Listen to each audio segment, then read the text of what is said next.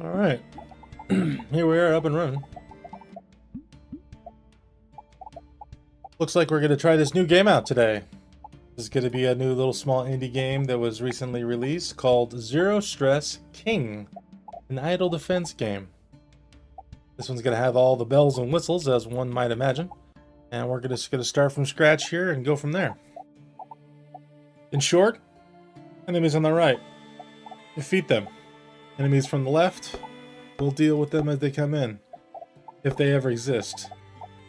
This is going to be a small little fun idle defense here. We're going to play with a bunch of statistics. We're going to mess around with some settings real quick. Looks good. Alright, so in this game, we're just going to be going through and clicking some upgrades as we get more resources. Obviously an encyclopedia of different potential unlocks. We'll be able to see some stats of each of them. Base experience, food production, rather the food that they grant, the health points, their movement speed, different resistances to different defense types. I believe it's physical in the silver shield, fire in the red / orange, and then the green's going to be like some sort of poison nature, along with a weight of 100 kgs. Obelisk, providing us some damage. These are just the base things that come on the front page here. I can hold my cursor over the top of them and do damage them independently, which gives them the ability to take damage or for me to collect resources. If I let them just go into the lava, as you see, they don't collect me anything, so I gotta really click on things specifically to go anywhere here. So let's click on a few things here, get moving, see where things are at. I think that there's a substantial amount of upgrades to have in this game.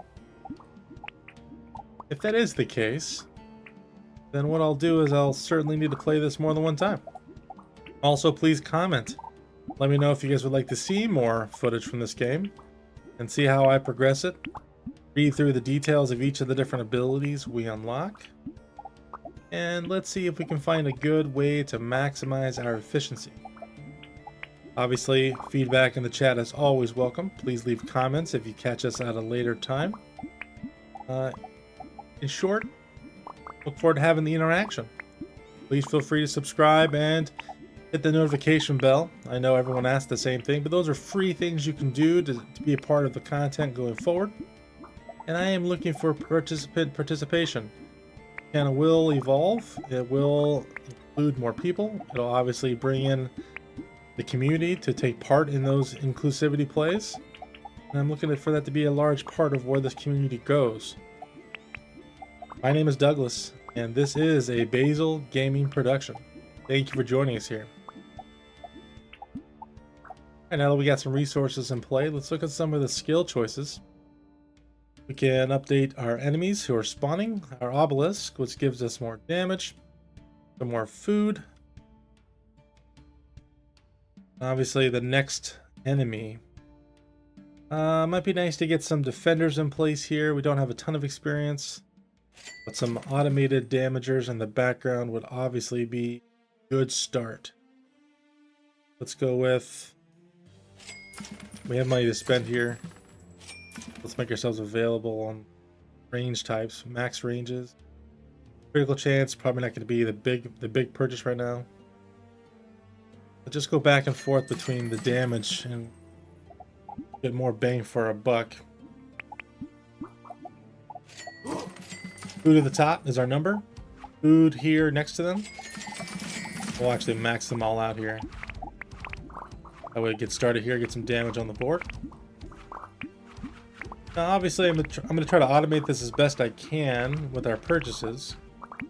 And what I mean by automation is I don't want to have to be clicking or holding over on the screen as much as I can. I think that we can probably find a good happy medium.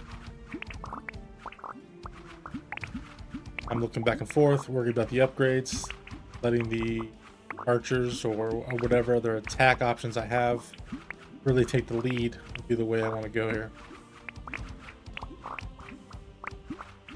Also, you notice at the top right of the screen, You'll see that the total damage output I'm doing is 230 and change in this case, and as I hold over, we do more damage. It adds up to that number.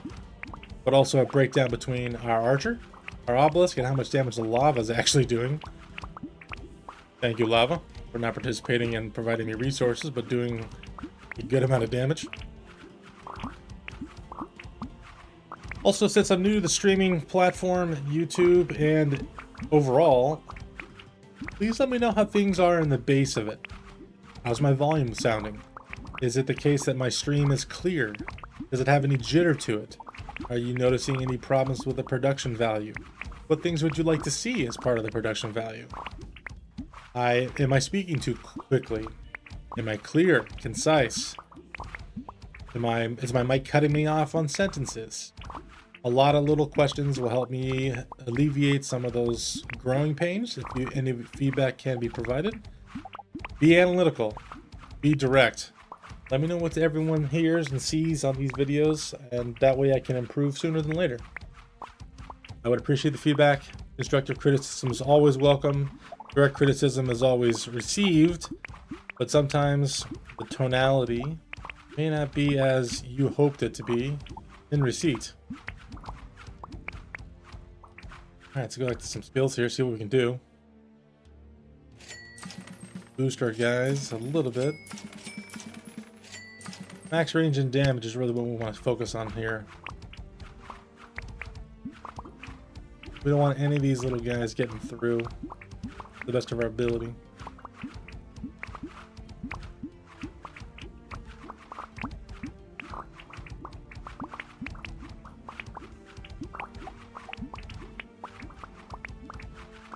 Try to focus on small little groups of them, maximize really the damage I'm doing to clusters if possible. If not, I get it. I'll do what I can.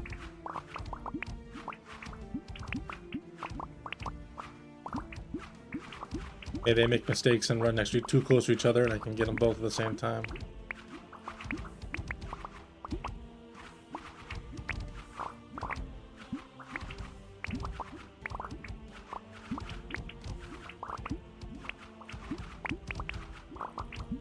As far as chat goes, anyone willing to, again, make comments, let me know what kind of games you want to see.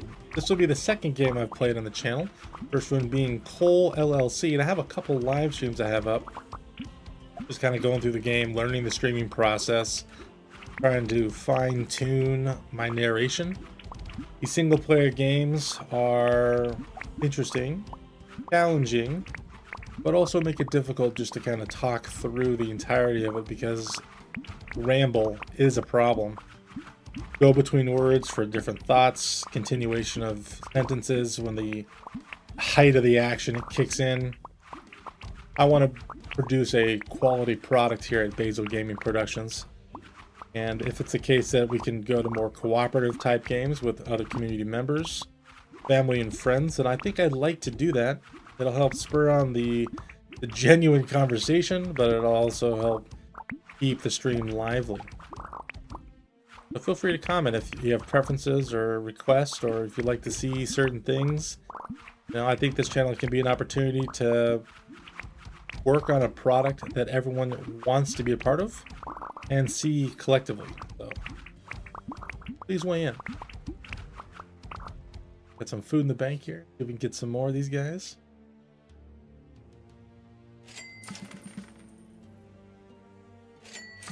Let's just back some of these things out here.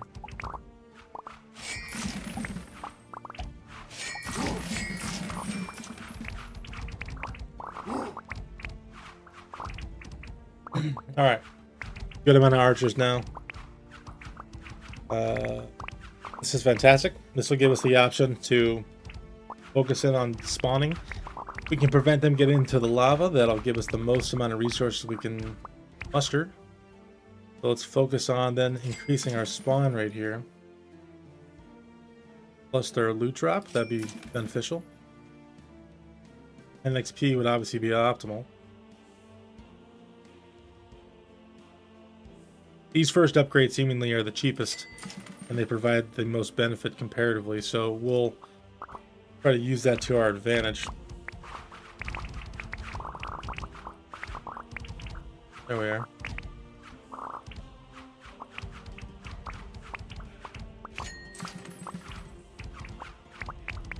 As you can see, when I highlight the archer on the top left, it creates the white zone in the middle of the screen. This zone is going to be the area that the archers can actually shoot at the targets. They go either too far or not far enough, you end up losing the ability for the archers to attack. So we'll work to expand that in some of the upgrade choices. And if I go to the skills here, you can see that I have two choices here. This first one is to increase the maximum range, and the second one is to increase the minimum range. So they can attack things both maximum on this side and minimum on this side. Again, holding over the archers on the left-hand side gives you that range defined within that gray area. Let's give them a couple of bonuses here. We're at 20 on this side. Let's go to 20 on this side. See how much that increased it. Not much. But we're working with every bit of this. Every bit counts at this point. Working some new spawns. We got 5 out of 10 there. See what the cost-benefit ratio starts to kick in. 5 out of 20. See where we're at. Again, we'll step in here for those clustered mobs.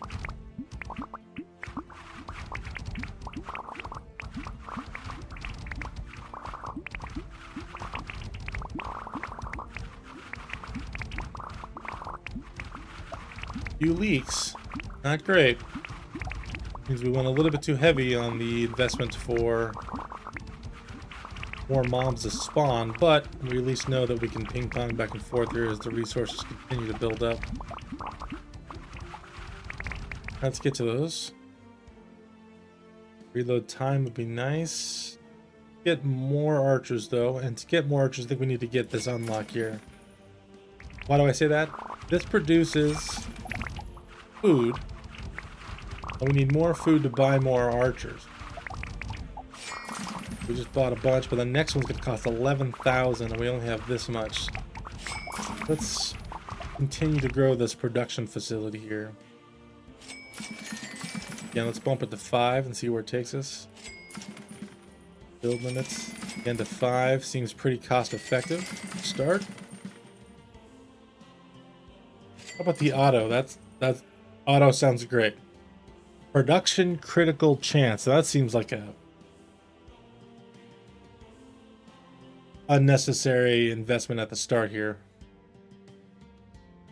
Damage. Area radius. This is going to be a big one. I want to be able to get as many of them as I can. So let's work on doing that one first and foremost here.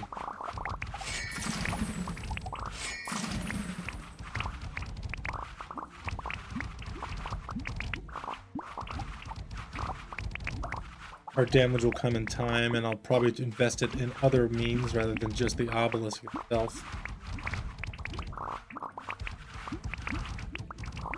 So far, so good, though.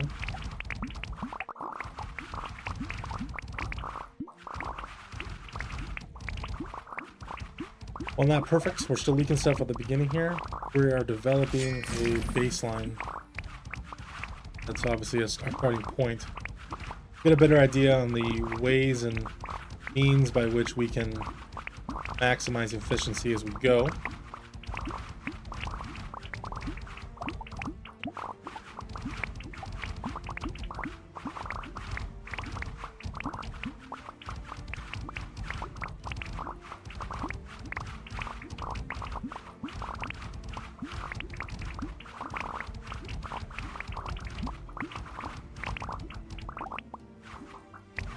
Damage in, getting some damage in. Good clusters.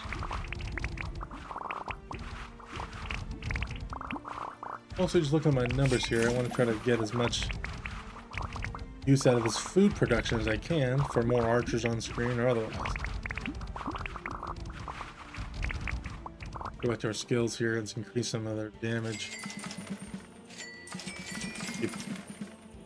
Go that way. 10 out of 15 on the damage call out. Are we one hitting anybody? I think we might be.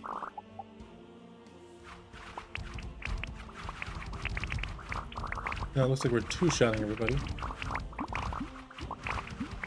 Certainly better than 3, 4, 5, of course.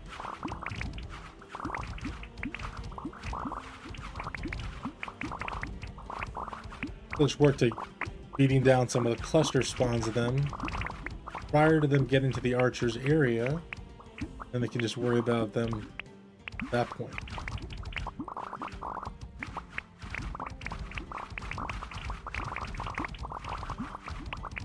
Now we're not leaking any, which is great on the efficiency side of things.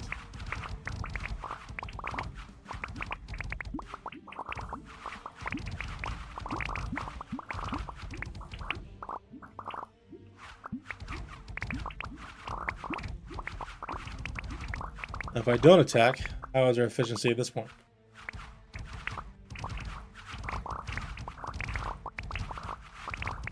Holding. Managed. Looking good. Alright, in that case then, let's go back to our skills. No, that seemingly wrapped up. Let's get to more reload rates, and then let's pump a little bit more into the spawning of additional mobs. That way we can get more yield from the crop that is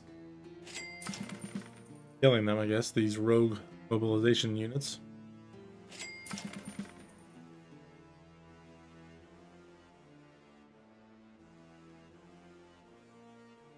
Sit here in a second and keep clicking the loot drop and spawn rate back and forth.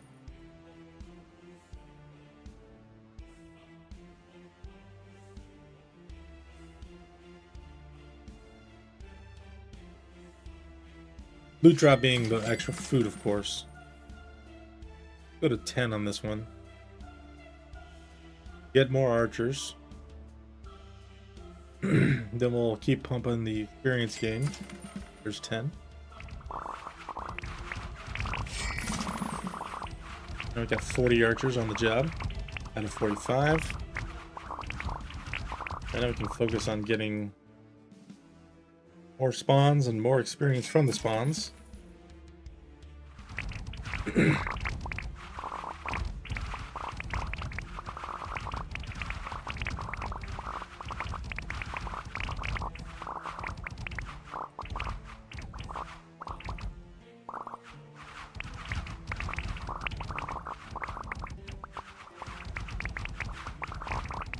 We're out of the gate and running.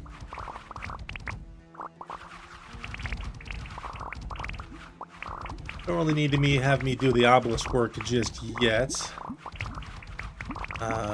which is great. That is our goal for efficiency purposes. That's where you're balancing the damage done to mobs intake. And we could start bringing in more guys if we wanted to, but I think we should probably work on really managing these guys first. We'll have one more upgrade here, and then set on these rogue guys for experience. I think that's gonna be the way we want to go. Probably a good rule of thumb to establish. Oh man, we didn't even get these guys. We're leaking.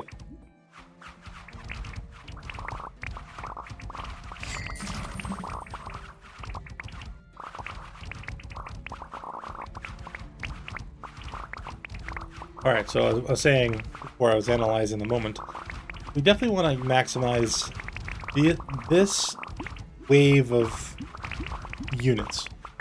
And by maximizing, I mean we want to be able to farm them as well as we can to enable us to advance effectively with our point progression. So this is a game we're playing actively rather than just, oh, let this just sit in the background and collect kills all night at the same level, and just obviously we'll have all the experience and all the bread collection possible to max out all the bars without trying.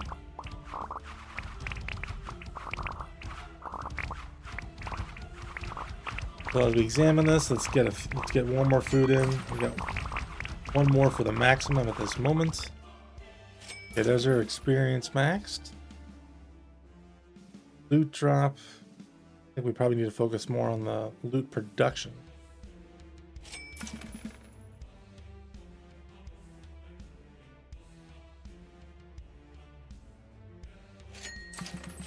Pretty cheap upgrades. Let's just get those, all those.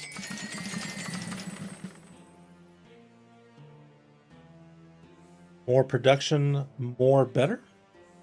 Question mark. Food kicking in. Let's just take care of that.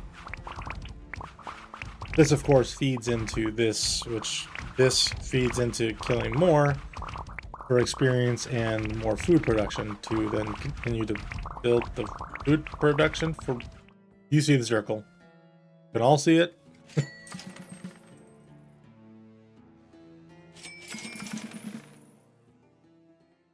One more here. There it is. I got 10. Let me guys get here. Let's continue to focus on this. Our next upgrade is going to be significant. We're going to need a lot more archers to handle the next group of mobs that are going to be spawning. We'll probably be well off to need to increase damage, of course, and the range of the archer to engage the target, both maximum and the minimum at this point. Pushing this. 30, 35. Ooh, one more for 700, almost there. All right, we can max out our windmill production. Minus is critical.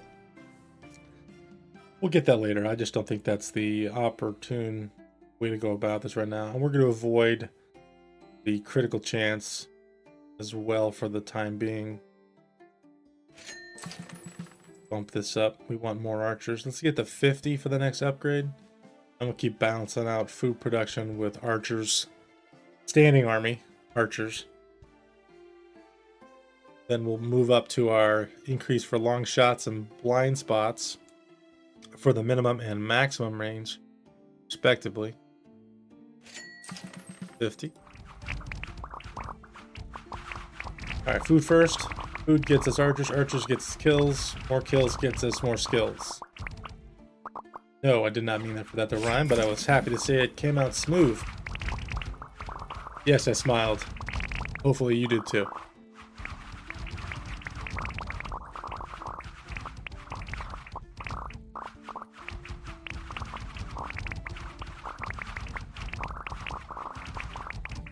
Experience is piling in here. Let's see what else we can do as far as additional spawn rate. Couple. We got one more. Wait for that one. Each wave is going to have a maximum of 10 dropping. Beautiful. We're all on the way here. Well on the way. 15 reload time would be great. Only 2 more for that one to be maxed out. And then it's just going to be limits and ranges.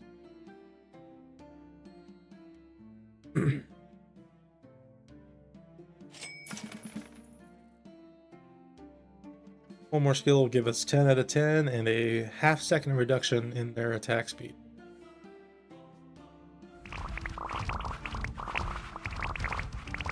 How are we doing with any leaks here now that we've added a few additional mobs to the wave?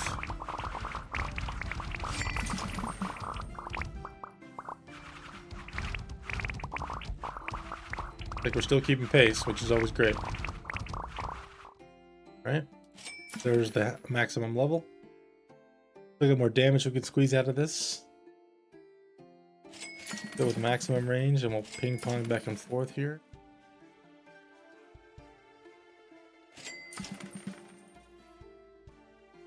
Both of these look like they're the same value, both minimum range and maximum range. Oh, actually not. Minimum was a little bit less than the maximum range.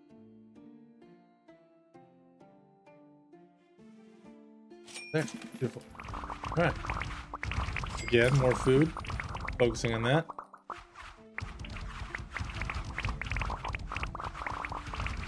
Damage is still good for what we're dealing with. Oh, couple leaks. Get him. Got him.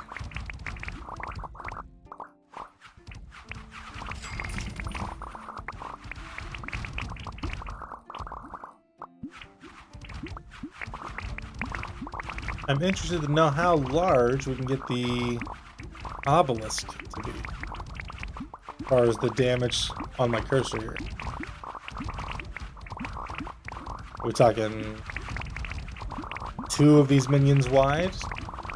3 of them? 4, 5, 6? I have questions. I don't have any comments yet. I may have some concerns later, but we'll find out together.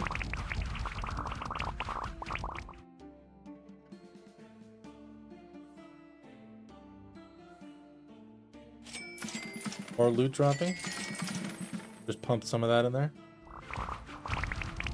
That way they give us more bread for us to buy more production, for us to then buy more archers.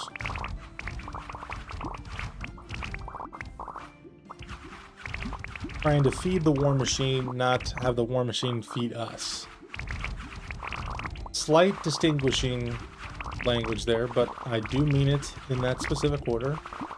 We want the bread first, then we want the meat of the archer doing the harvesting. That way we're not reliant upon just being able to kill something.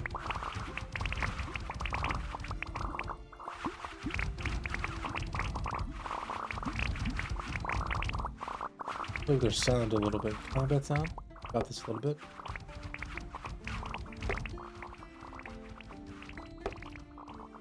There we go. A little more kind.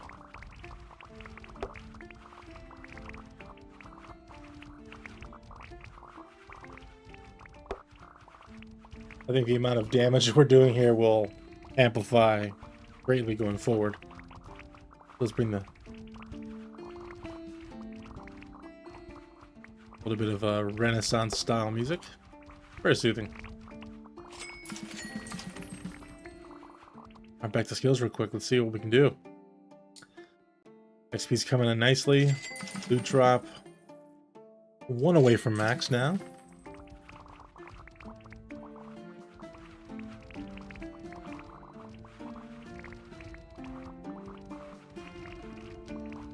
Couple trying to escape. Ah, I didn't get above.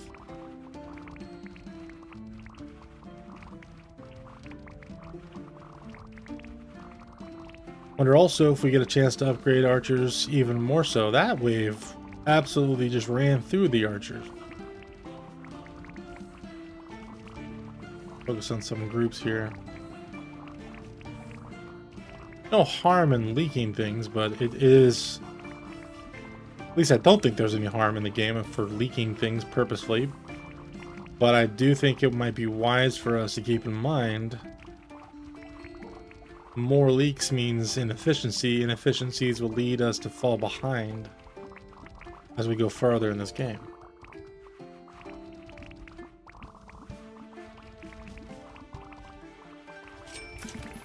I know we're taking a little bit of time here on the front end to maximize this food production, but this is going to be the basis, I think, for any of our productions going forward.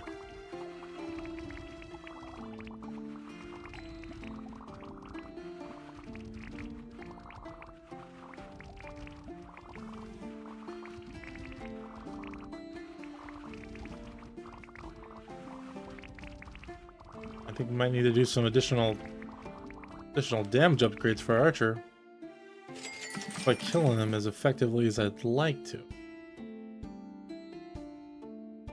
Fine limit's not a problem right now. Damage is.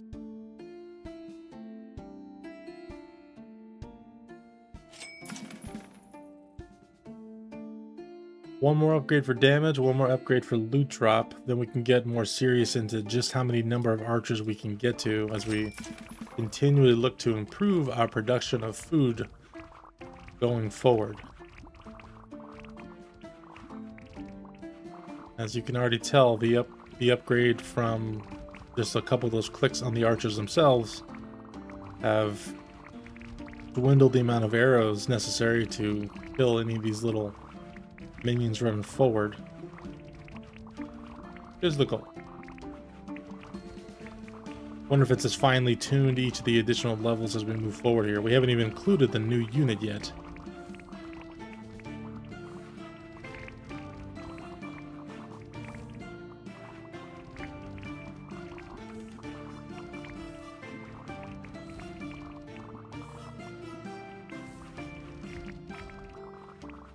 Now, being this is an idle defense game, or an idle game in general, there are going to be some prestige points that we will likely earn down the road that will enable us to build on this baseline, but we'll have to restart, I think, for it to solidify those skill input choices from the prestige points.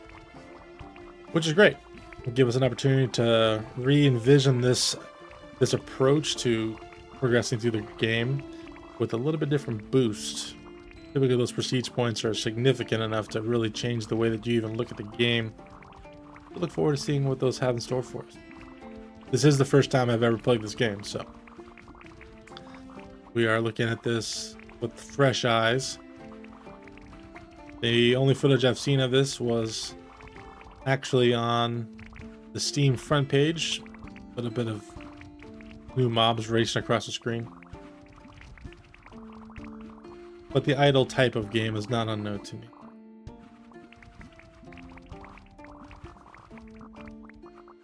Great skills. Alright, damage maxed out. Maxed out the health points as well. Now we can focus on archers. Critical chance exists. There is critical damage multiplier. We'll get 101. Not really the route I think we need to go, but that's... How cheap are these? Really cheap. And we have a 2.5% chance to critical.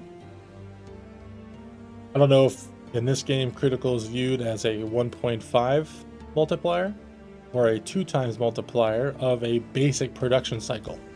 Meaning the production cycle here, left to right, right being the full completion of that cycle, has a 2.5% chance to be 1.5 times as good or 2 times as good. I guess we could stare at this little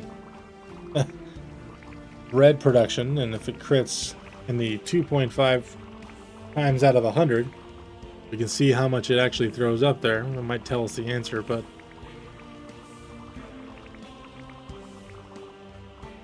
it might be better if I had like a slow camera set up here or a small cutout screen, and I just was able to or knew how best to do a time lapse of it in a VOD I'd post regarding this gameplay down the road, just to see what the actual answer is.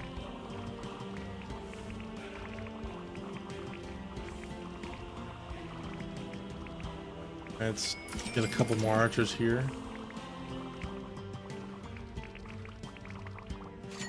Balance out food production with killing production.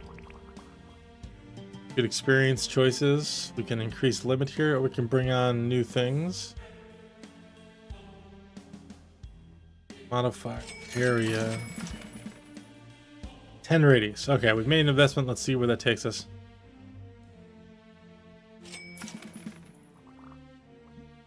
Not that large of a difference. I thought we'd see something more substantial than this.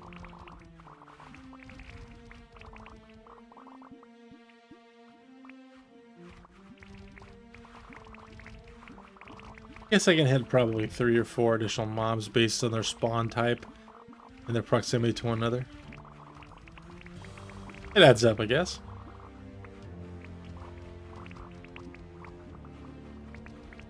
Doesn't feel real satisfying, this size increase, but I imagine with all the levels yet to be found out in front of me, we will certainly come across additional upgrades, and some of those upgrades may include additional radius benefits.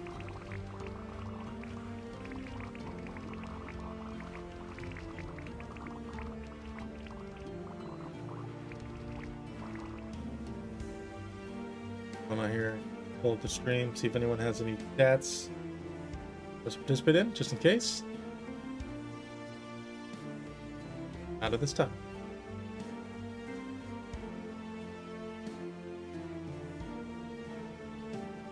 Just want to be sure, just in case no one's left out. Alright, back to the upgrades. Alright, well, I guess we can bring in...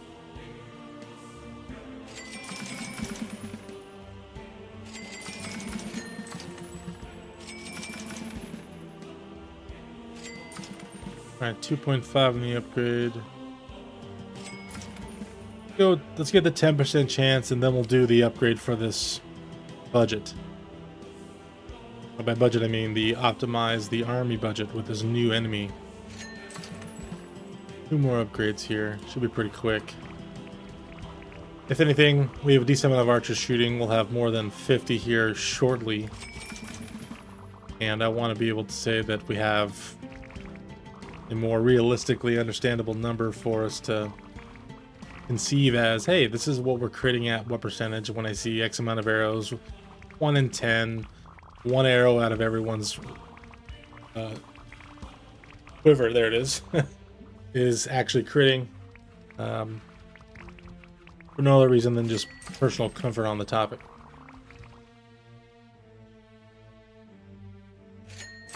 Alright, we're at 10%. Let's do the next upgrade. Friends. Prestige. Oh, here we are. Prestige point. Okay, none. Click to unleash the powerful beam from the sky. Damage depends on monuments. Loot from the beam kills 5 times multipliers. Requires 3. Production buildings are automated from the start and grants 10 farms. And obviously there's these extra tier spots on the side.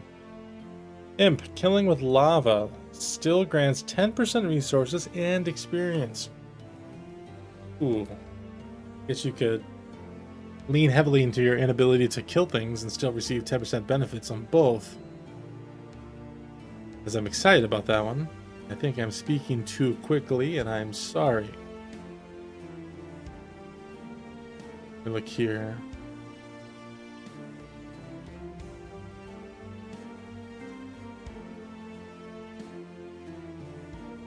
This one's reduces the production building purchase prices of 75%.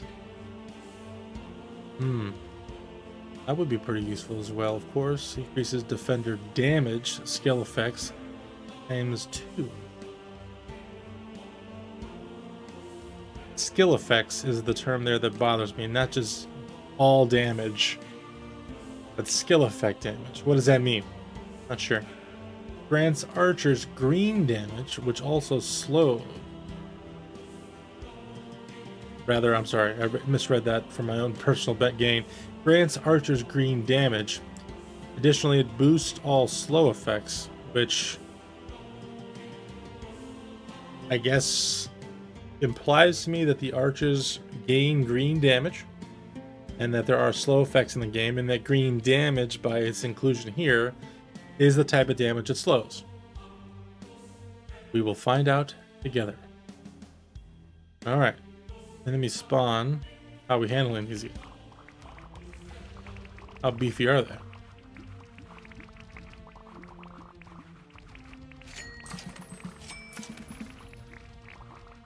What are they worth? Couldn't tell. 10 and 10, I think? 10 and... Am I getting old? How are my eyes looking here? 10 and 100. Okay. Get another archer here.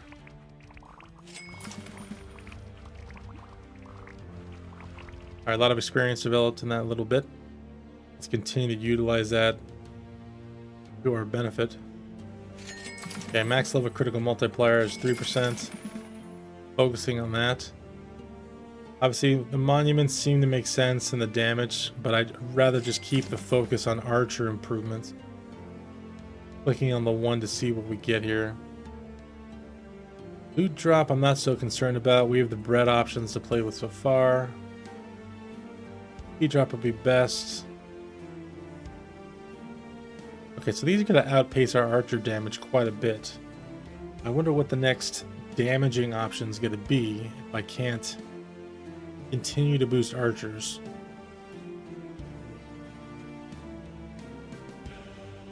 Let's just spawn more of them for the moment.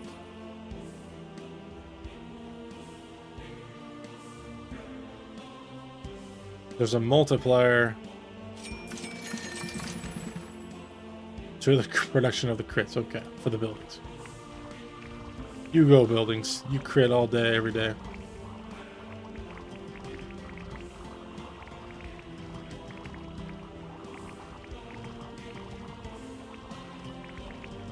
Alright. Well, we're certainly leaking now. I'm gonna be able to stack this obelisk as best I can on these guys who are really on top of each other.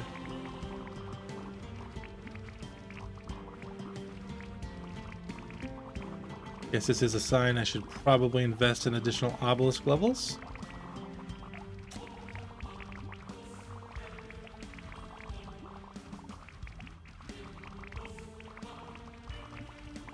Lateral hits on those lower level guys.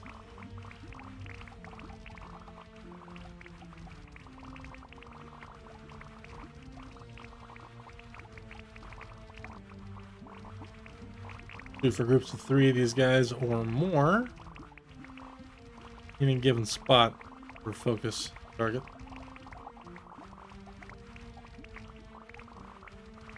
Finished out those last group there because it was just, yeah, they were there.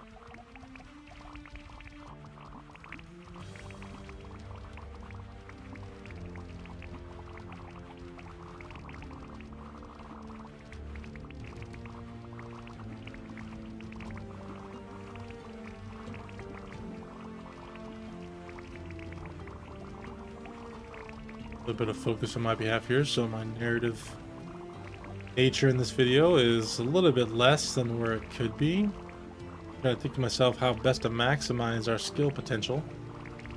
We're faced obviously with the production of food being limited to a certain amount here, as well as my archer damage. We have an ever increasing difficulty of mobs that are outscaling the initial items we've been given. In this particular items, I mean the archers themselves. I cannot put any more damage on them, and they are not enough to clear these levels by themselves. What is our ult?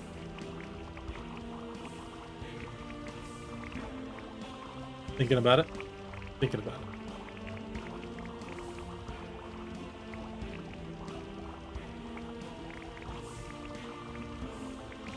Give a quick shout out to the channel.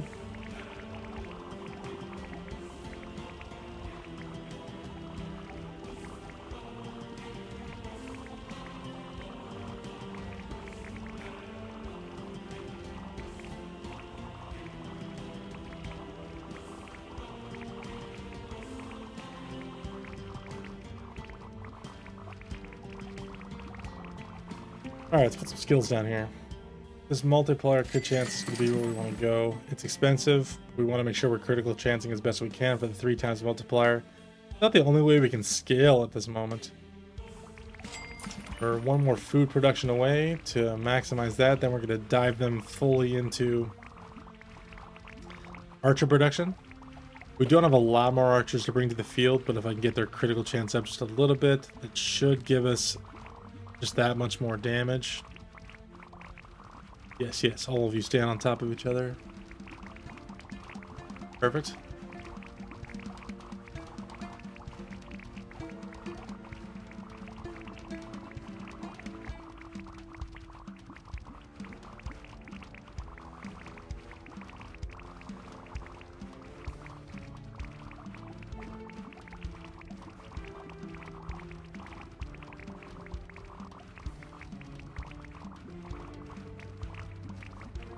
What's damage of my archers actually doing? 120? Maybe I should just be focusing on the little brown guys to start.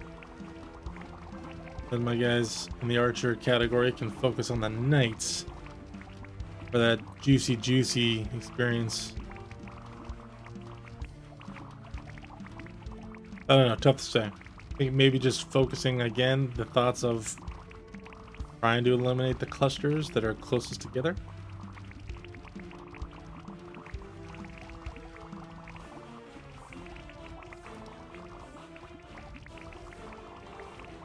Guys at the bottom just decided to walk on by.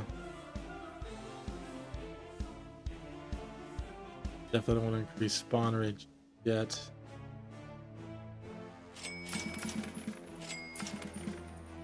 Alright, we're at 125% obelisk damage. How much difference does that make?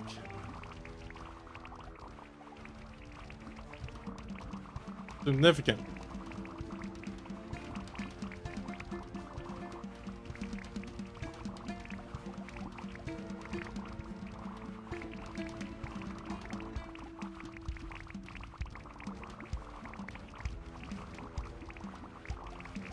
Definitely focus my damage from the obelisk on the significant damage jump.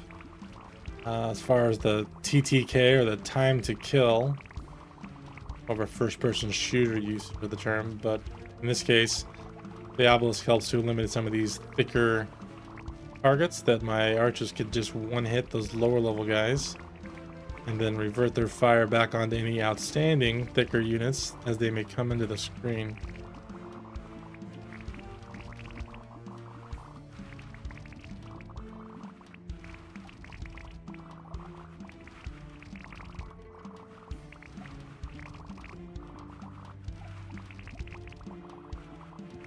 Love it. Nice and relaxing. Hopefully all of you watching at home or from your restroom throne or laying in bed are enjoying this as well. A little bit of damage efficiency, trying to get to the right targets. It's going to be a developing game. This isn't going to be something that there's a feeling of just, oh, this is fantastic, this is the way it needs to go. Bam, bam, bam, bam, bam. I think there's probably going to be a lot of different ways to take this on. I'm back to some skill upgrades. Still not at 20%. Let's get to that 1 in 5 shots.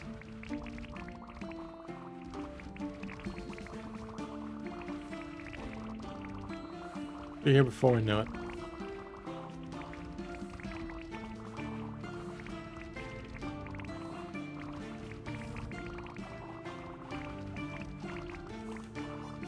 Nice obelisk upgrade.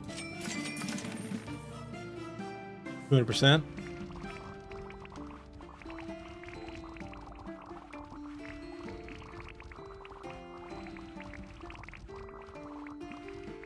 Increasing the obelisk damage at this stage of the game really gives me an opportunity to be more direct as far as input goes. That definitely is a nice added bonus to this. Not such a passive game. A little bit feels like a coloring book at this point as I drag the cursor back and forth across the screen. In a sense, shading the ground with this little fiery tail of whatever damage it is trying to replicate. I appear to be some sort of searing damage, I think.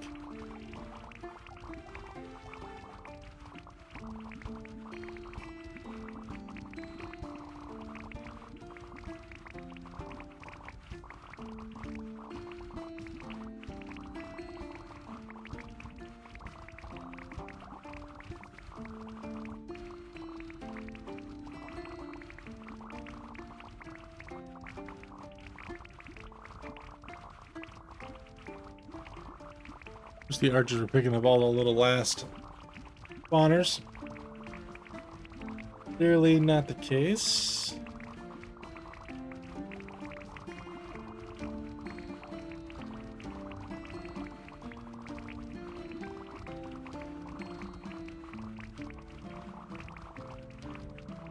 $10,000 there. Alright, well, 250% max level in the monuments. Useful too early. Benefit will see as we go. Not paying attention to this here. Focus on that. Buy more archers. More will help.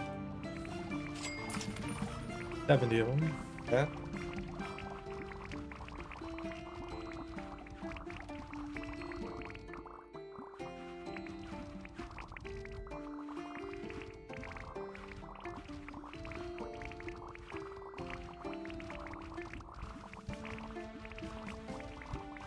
Obelisk at the maximum damage here doesn't feel great still.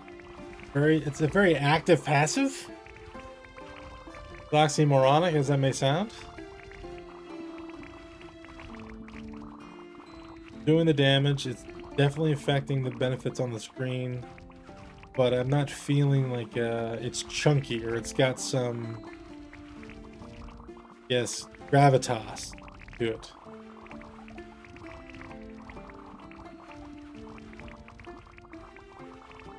if I'm sitting here behind the microphone from time to time and anyone hears a word that they're thinking to themselves, one, may not be a word, or two, you may have never heard of that word before.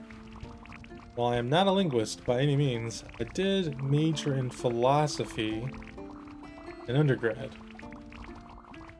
And some of my philosophy professors in time told me philosophers made up words all the time. They philosophize them into existence. Kind of the bread and butter of the study of it in teaching classic philosophy. But also, kind of makes sense, right? Words didn't exist until they did, and then they had meaning to it once you asked people what they meant. So I may be doing that from time to time. Feel free to call out the, we'll call it Dougism or Douglasism in chat. And we could even make that a catch of the day. If anyone sees it, hears about one, and finds it in the stream, put it in chat. We'll pin the comment. See what we can come up with. See if we can come up with new meanings or new words, perhaps along the way. And maybe down the road we'll have a T-shirt with a bunch of these words adhered to it, or a book, if we get that many of them, that will outline these words, what they mean, what context, perhaps, in a standard dictionary format, even though it'll be comical. To present it to your friends and family as that white elephant gift people want to trade around, or just fun on the table, or even maybe incorporate some of them as you see fit in your life with your significant other, your cats if they're listening to you, your dogs that will always be there listening to you, or any other pet that decides to mimic you. Although I will caution those who maybe have birds, their eagerness to speak to you in a similar voice of yours, if you philosophize a word to them and the word's not something that is really great for you, but it sticks in their brain, I will accept all the credit for that type of disaster. Please let me know if that happens. I will highlight that for the community to see.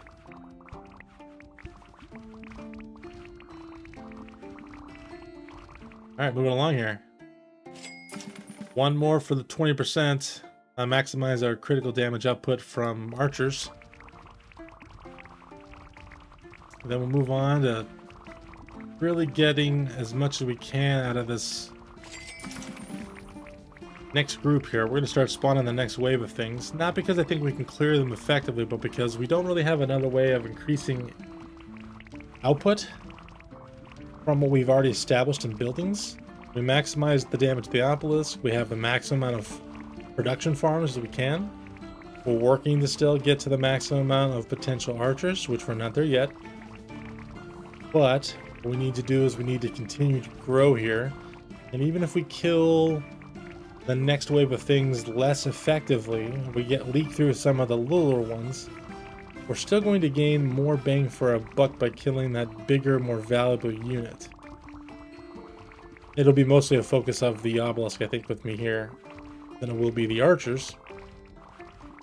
But it will give us an opportunity to continue to increase our returns on game production here.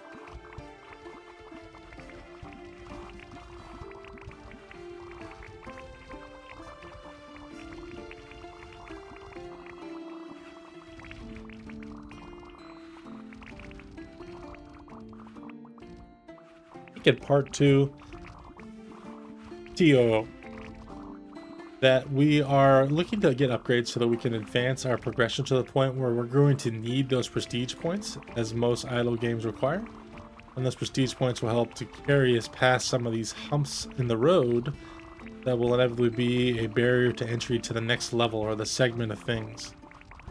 Not unexpected that that's the ebb and flow of this game. That may be the case, but it is my job to try to take it as far as it can be taken, so that way we know we've done it well or not well enough. I just hope the game provides us the option to say that instead of having to max everything out, we have the option to just, hey, let's go ahead and do more. Let's spawn more of these troops here, footmen mobilizations. Then let's get right into this next one here before we upgrade these. That way we can have the opportunity to really find out if The archer's gonna get the job done or not.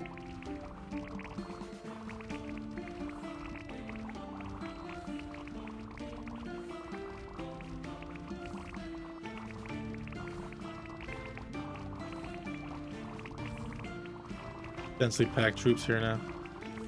Go for the obelisk. Archers really don't care about that, but it's okay. Right now they're the ultimate stay in their lane choice.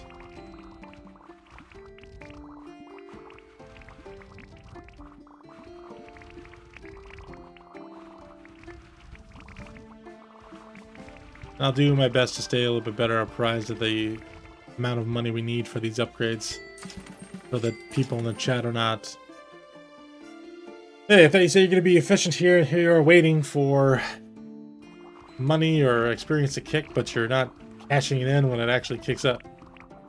That's my fault. I'll try to do better.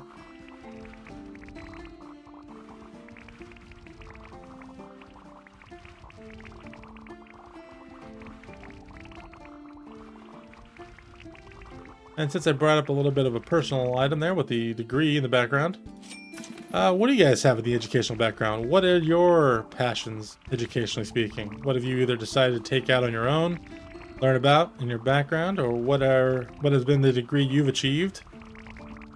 Where does your education take you, either in the past or currently? What are you learning about? Fresh on the brain. A lot of things out there for us to learn in the world. I think it's nice to have a conversation about things that we have learned.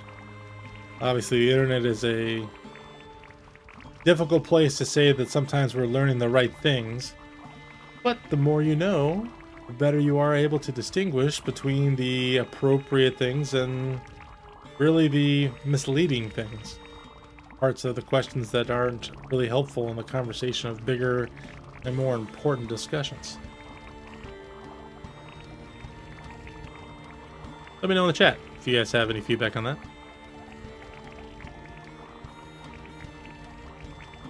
There's no question we'll probably get into some divisive conversations in the future.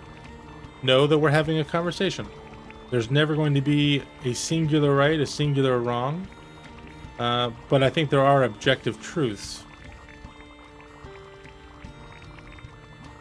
So conduct yourselves accordingly in the chat, and we'll always have our chat available for these type of discussions. Otherwise, as always, the few may ruin it for the many, but so long as the many are okay with having the ability to discern between what is people's genuine conversation or what we consider trolling comments, we'll be alright.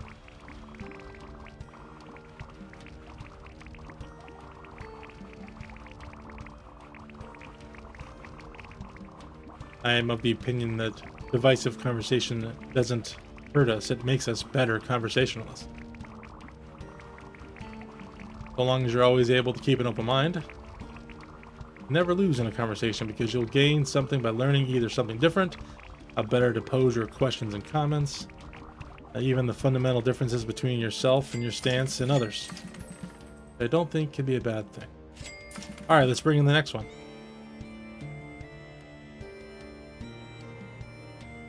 Maximum spawns. Cannon? Let's choose this wisely. So we either need to go cannon or crossbowman, huh?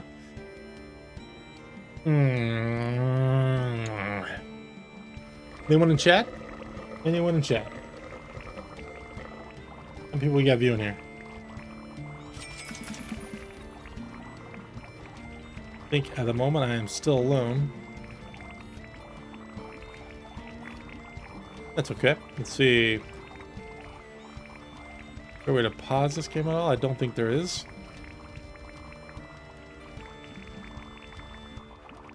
Let me flip a coin then. Pause the video now if you want to take a guess on what I'm going to flip.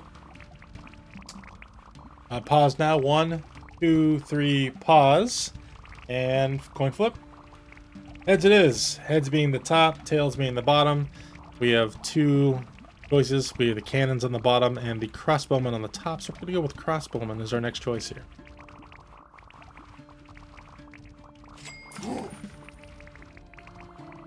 To a boss has been unlocked. What does that even mean? Don't know.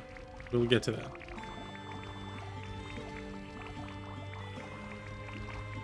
Try to collect as much experience as I can here. Let's get some crossbowmen on the field, though. Oh god, max range, still the same range thing. Okay, damage. Buy limits. Go 25 to start. Yeah.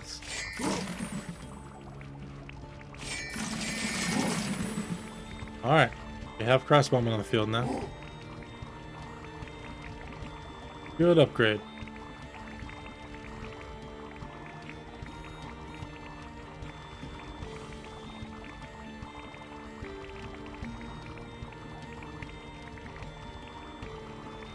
Also, for those interested in it, of the games I play, I've got Cole LLC on the mind of late. I also have Factorio. I'm putting together a little bit of a mod list and focusing on the Crastorio 2 type mod play. I would certainly like to bring that to the platform here and see if people would like to join me in that playthrough. Of course, multiplayer games in Factorio are a lot more fun than single player, but single player is more of a puzzle. Gotta be able to relinquish some of that building design power, if not. But I also have the Riftbreaker. I've been playing a pretty comprehensive playthrough with a colleague of mine. Friend, rather than a colleague, though I don't work with that person. But I've known him for a very long time online. We've been playing games together for over 10 years. Randomly started playing back in the day with Black Ops 2, Call of Duty. I know, some of you are going to be like, Black Ops 2? That game was before I was born. I know. That's okay. I'm a little bit older than the average person on YouTube these days.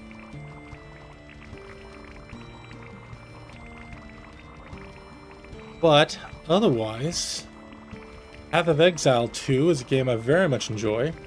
I do have Path of Exile 1 and have played it in the past, but I'm not really a fan of going backwards. I think the future for Path of Exile and grinding gear games is forward. And so I'm really going to be saving my seasonal play for them on the more active seasons. And so I'll be going that route.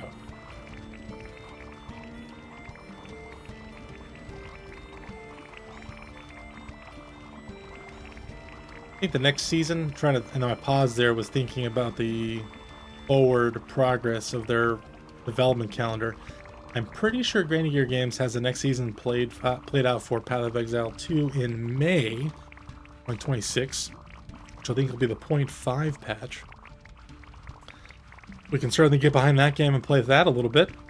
Be thrilled to have some community members join me and play there. I don't know what build I want to go with yet. I just know that I'll definitely be playing that game. I may be playing it mostly off stream with other players I've played with, or again, friends, family, colleagues.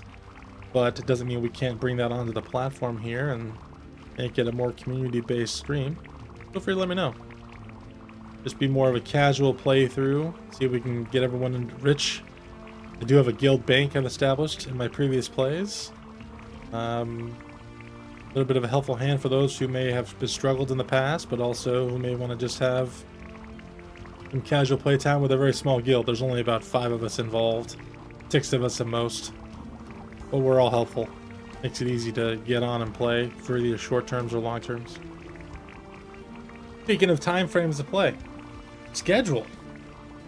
When do all of you want to be online to join me if you are going to have that thought? Would you like to see live broadcast on Friday nights and Saturday nights? Thursday nights? Maybe midweek broadcasts? I do live in the central time zone in the United States. So depending on where you're at, either Pacific time zone, Eastern, or even the same central, you may have a predilection to being online at certain times. And if you wanted to be on live, what time frames of the week would work best for you? Let me know in the chat. I'd like to get some feedback from, again, the community. Let me know where you're sitting as far as that choice goes. To max that one out. Get more of these. Back to our skills here. Archers, we can bump that buy limit up a little bit. Max that out, actually. Damage, yes, please. 100% damage. Jesus again. Alright. Great choices in the reload. Max range, sure. We got minimum range 2, of course. Max that one out. Still gotta have loot drop benefits here. For the regular footman. Even though we've already advanced to the Cavalier. Cavalier? Don't know what they're considering these guys. Let's see, does it say? Nope, doesn't say. Asking the neighboring king for help. Knight. It is a knight. Okay.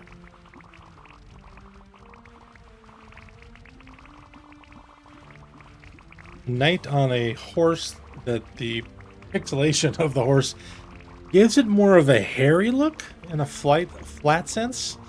So it's kind of like they're riding a horse woolly mammoth hybrid.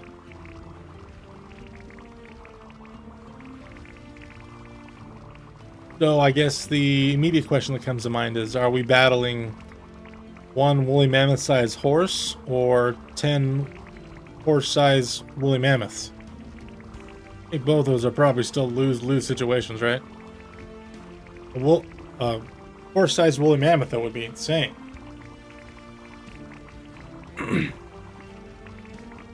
A horse sized woolly mammoth? No, a woolly mammoth sized horse, I'm sorry, the opposite. That would be insane. Imagine the bucking power of that sucker. About an elephant or a little bit bigger. Man. Hear that that horse call from across the pasture, miles and miles away. Jeez.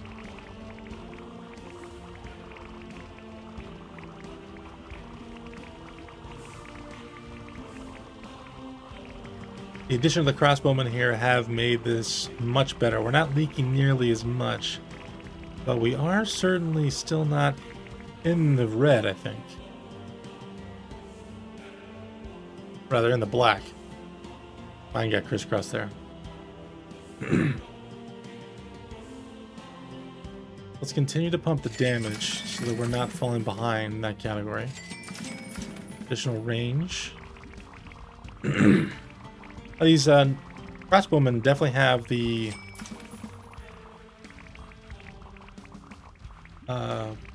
knockback on their shots. I think that'll be nice to have a little bit later.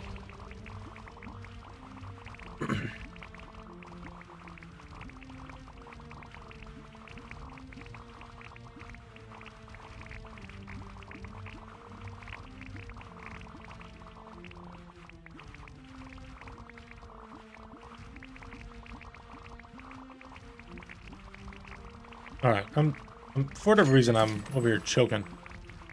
Didn't bring myself an adequate beverage. I'm gonna go grab a Dr. Pepper. I can hear the game moving in the background here from the kitchen, so just yell if you need something. I'm gonna grab a Dr. Pepper. Let me know if anyone wants anything else. I have Diet Dr. Pepper, I have coffee, I have water. Please ask. I'll bring some back for you. Be right back.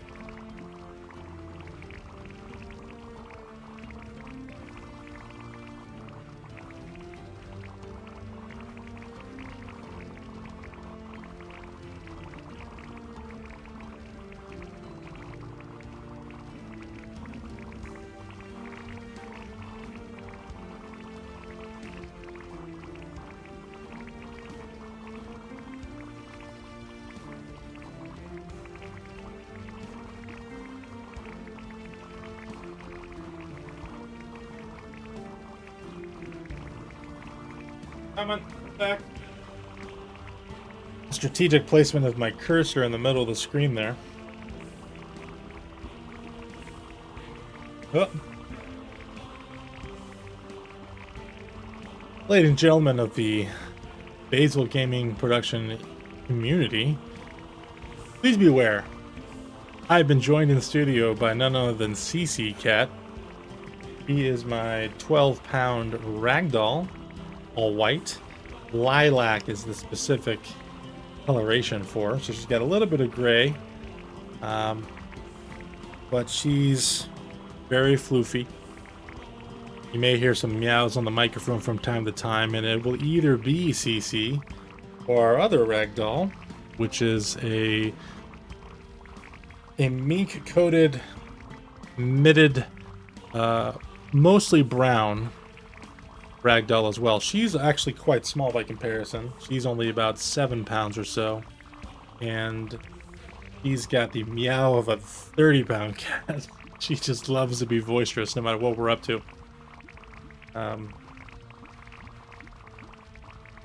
So how do our ragdoll cats differ from maybe other cats, just as a quick take? Well, dogs obviously are a man's best friend. I would say that ragdolls, as cats go, are like Maine Coons in the category of very much dogs of the cat world. A nice blending of, hey, we want to be with you, we want to be by your side, we want to be a part of your day as your pets, and just like a dog would be.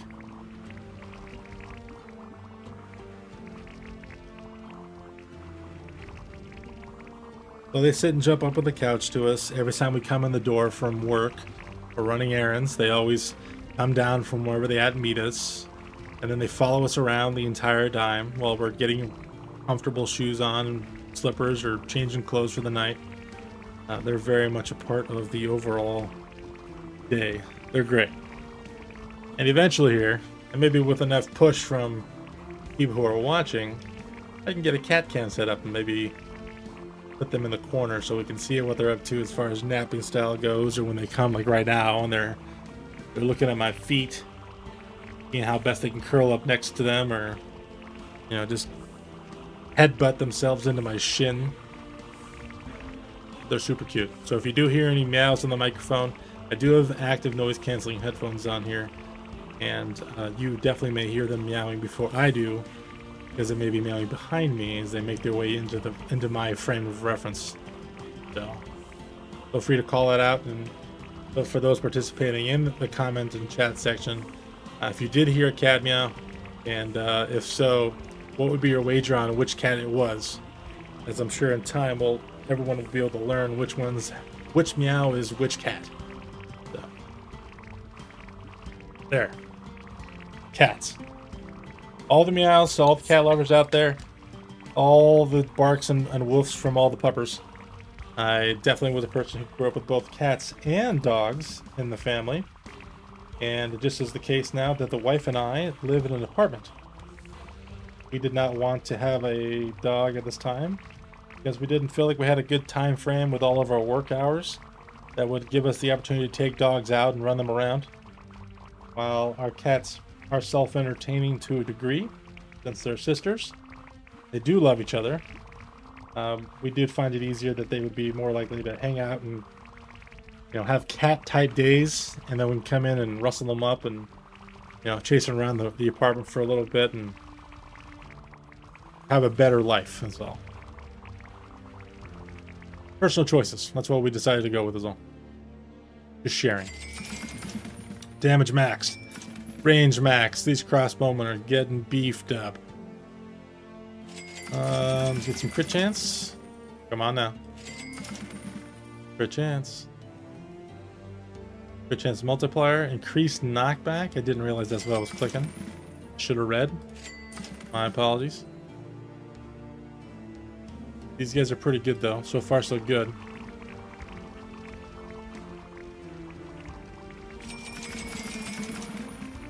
More of them on the field here. I'd like to try this boss part soon, but not quite there yet. I'd like to get some more upgrades if I can muster it. I think probably getting this knockback maxed out will help us to prevent leaks from getting through. But maybe not, we'll see. One more of those, one more of these. Then we can maybe get into this loot drop a little bit better. Cheap upgrade at this point, so we can... There it is, 50% additional loot drop from them. These footmen, that is.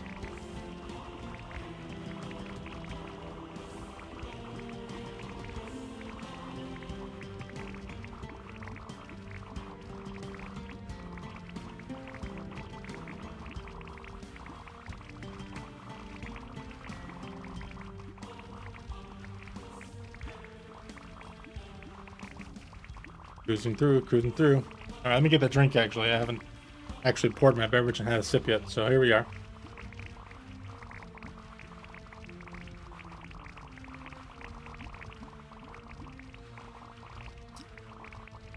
Standard, Now Dr. Pepper. 23 flavors of goodness. And if you don't agree, well, you're not a part of the crowd that knows.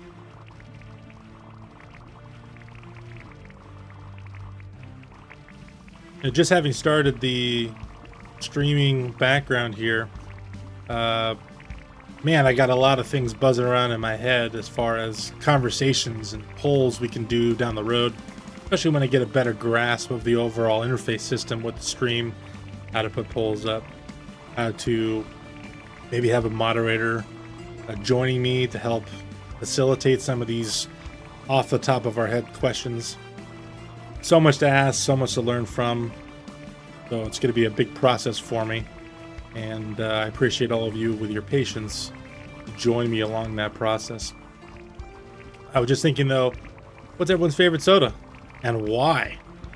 I grew up as a Costco kid, I guess you could say. Simply Soda, for those who used to buy Costco soda back then.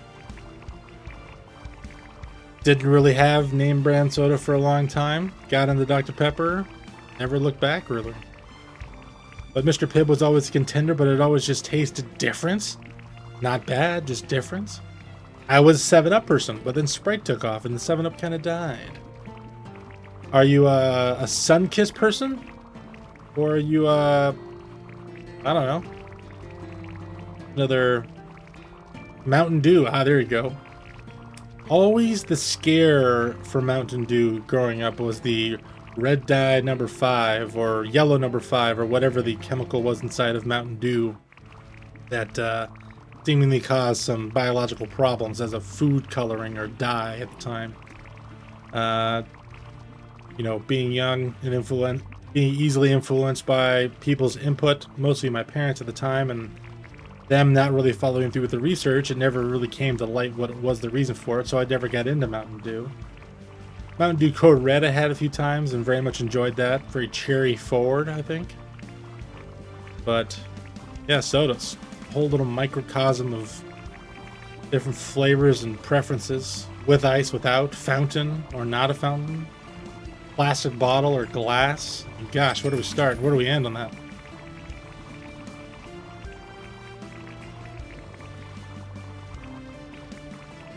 Alright, some more skills here. Let's get this kicking. Let's get the critical chance up. Let's max that out. Knockback to max. That's great. Multiplier. Okay, let's get this to the top out here. I want to see these footmen maxed out as the lower level mob here. See if we can stay in front of these footmen as best we can. Is there going to be the least of the two strengths in the second tier of mobs? Well, I shouldn't say that. We have tier 1 as these brown little, what are they called? What is their technical term? Rogues. We have rogues, footmen, and knights.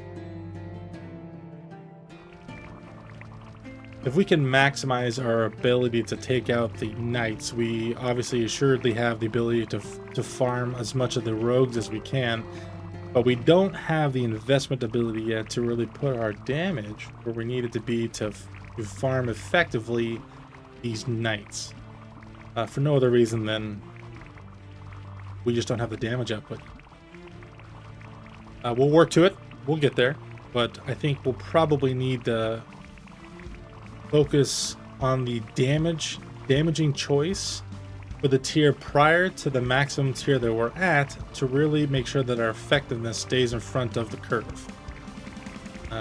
What's our litmus test there for what I would consider the curve? I'd say leaking no more to be in front of the curve, to leak no more than 1/3 of the overall wave. How are we measuring that? It's just going to be off site here in the field. We may run into some problems that we don't have a lot of multi-attackers, nothing with splash damage currently. And it does look like the density of these groups that continue to fall onto the map here are substantial, and that some sort of splash damage would be nice. I took the crossman, the crossbowman here, and the second tier of damaging towers, or personnel here in this line of attackers. And the cannon, I think, assuredly would have been a splash damage type of choice, and I didn't go that route. This next tier of defensive choices, I should probably go in that direction. Otherwise, I think we might fall behind a lot of the little additional benefits some of these rogues and footmen inevitably will be in the fodder, I think, that they'll end up being as this game continues to progress. Now that saying, Doug, pay attention. Continue to upgrade these things. All right. Max level on the crossbowman. We're there. All right, let's get this loot choice up here. Try to maximize the amount of food we're bringing in, and then we'll worry about the experience. The food part of it, we want to try to get these, both of them, the archers, to the maximum as we can to get as much damage on the field as possible. But these upgrades are becoming very pricey. 1.1 million and 880,000 respectively.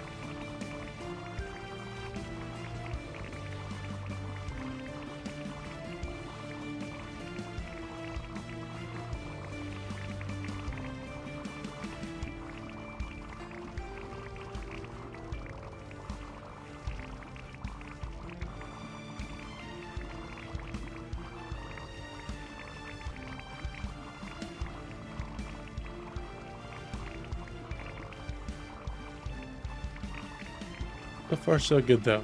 It's been a nice, good pace. Hope that our next upgrade into the new unit after we get these footmen more maxed out will not be too egregious. But here's the plan. Let's get these footmen upgrades like we're shooting for. And then let's try this boss level button right here. And then we'll see where that takes us.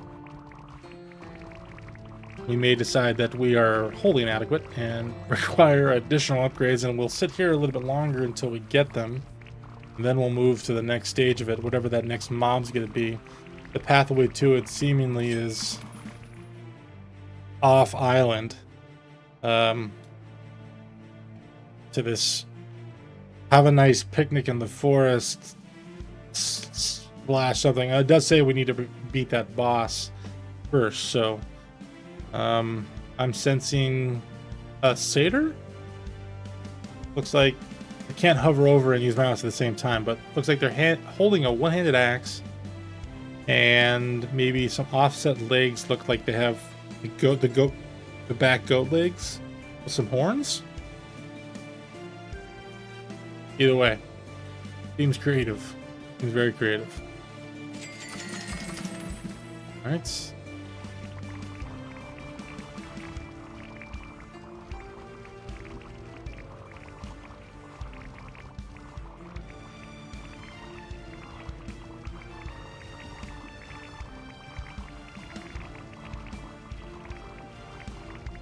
For the boss. I think if we wait too long, we'll lose the initiative here as far as our threshold levels. Oh, it does look like the waves diminish and they don't continue to spawn while these waves come in. Okay, I'll focus on the top here. Oh, cavaliers or knights in the middle. I'll focus on these guys.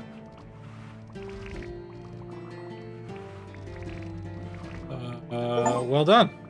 Victory. Okay, what does that open up for us then? Have a look. I can select him. Okay. Let's select him to learn what's going on here. We'll keep focusing on the footman for upgrade. I also have 3 prestige points to play. Very interesting. Okay, we'll worry about the footman first as upgrade goes. I don't want to get in the knight too much though. But what kind of damage options do I have to here? Okay, here's one of them. Appease the forest with gifts. A new defender of your majesty. White damage.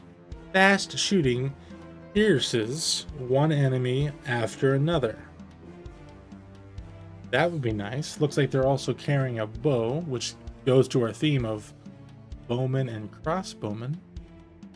Or we can appease the forest with sacrifices instead of gifts. With a new defender of your majesty that offers green damage, flash attack, and slowing effect. Choices. Alright, I'm going to leave it to myself in the chat here. See what the options are. Looks like I'm still the only one watching here. That's okay. I'm going to go ahead and say the best choice is to go with let's keep the bowman theme here. You guys got a staff instead. Rather, this girl has a staff instead, going on the basis of there's a daisy in their hair. Go here. All right. Choice has been made. Go buy limit up to 10, 15. That's fine. Damage obviously would be great. Another max range choice, another minimum range choice. Here's that piercing option. 4 to 5, that sounds great. Critical chance. Reload time, okay. I would imagine we get, there it is. Critical chance, critical multiplier. I think those are as ubiquitous as yin and yang. Or spawn options here. We'll focus on the damage first so we can clear things out with as much quickness as we can.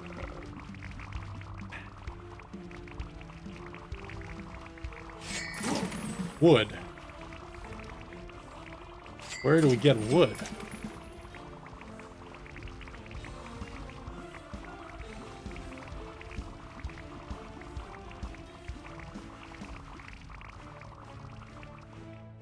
Did I miss something? There it is. Gather firewood for a barbecue. Good old BBQ. Can we say no to that? I think not. Please, yes, let's go ahead. Logging or tree?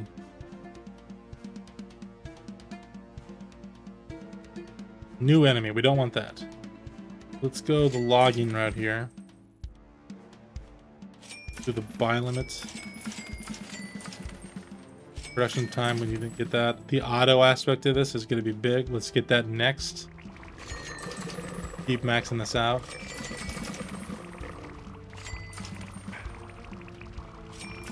We're looking for 7,500 experience. I gotta hold over here a back and forth play from the screen to this. Yeah, so we have another number of different mobs on the counter now. We need to certainly get more piercing targets up and maximize these new piercing enemies. Sorry, defense towers, not enemies. Okay, we have the auto cast now on this. Great. Yeah. More splash damage, please. In this case, we need piercing, which see them like the purple shots kind of rain through here. That's going to be important.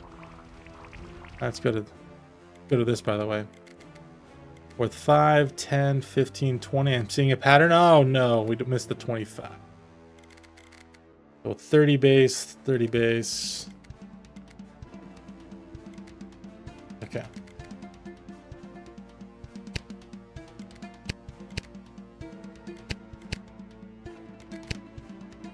All right.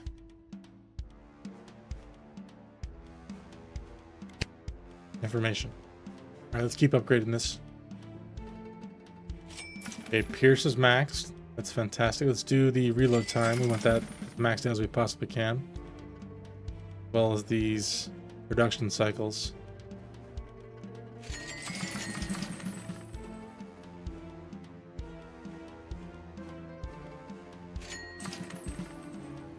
I need to stay here for a second just to get some upgrades. Okay, let's get a critical multiplier, even though we don't really want to focus our resources there at the moment. Okay, let's get a critical multiplier. Again, even though we don't need to. One of each to start, and then we can go from there.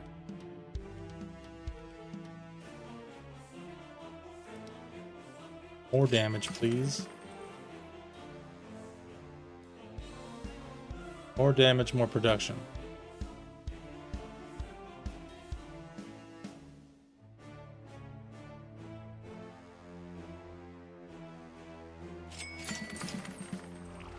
Back to this.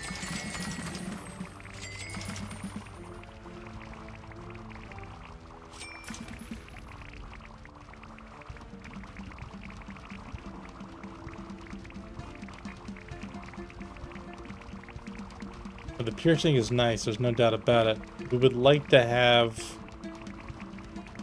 maybe ricochets as opposed to piercing.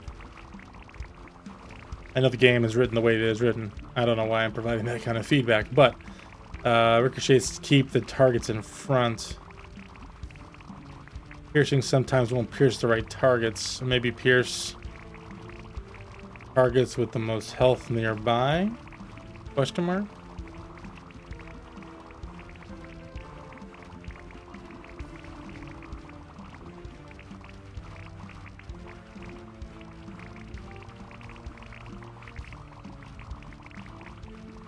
I'm gonna continue to say I think that's a satyr. I don't know if people would agree with that. I'd like to hear the feedback if anyone has any in chat or in the comments below this video.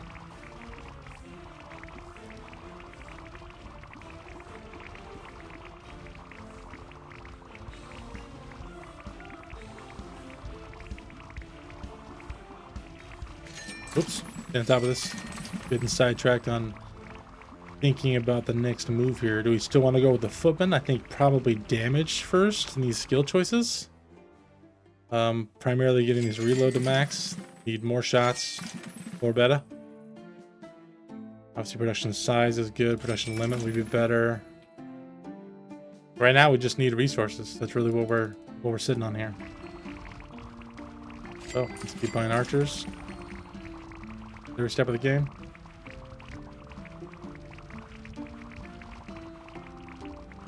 We've yet to scratch the surface with so many things here. These knights have no upgrades. They do move fast. I think that's something that we probably want to keep in mind. The speed of each of these units. It looks like these barbecue ents, we'll call them ents. And the satyrs are of the same or similar movement speed as the rogues and the footmen, which I like. We're keeping them in front of us as best we can. When we start getting more towers that just do that much more bang for the buck, we can start including things that are maybe able to take on the faster moving targets better than these current archers do.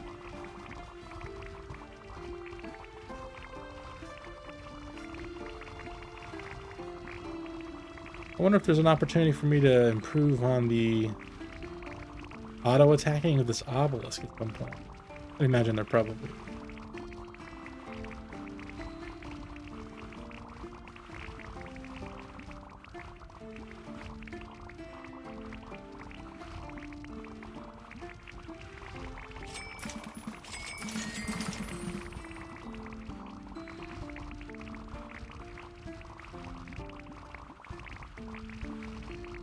These tree guys worth way more wood than anything else? Are they the only things that are worth wood? Nope, looks like the satyrs are also worth a degree of some wood too.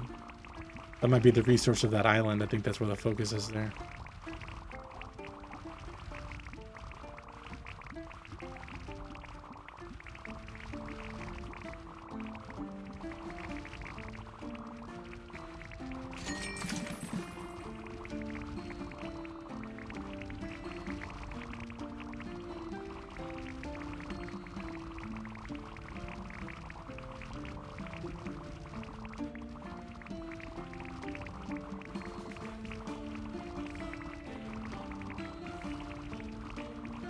If you've been watching this long so far and you're seemingly enjoying yourself, or I'm in the background of some bigger project, if you don't mind, and it's free to you, toss me a subscribe button. Maybe turn on the notification bell if you'd like to see more content similar to this and be a part of the growth of the channel.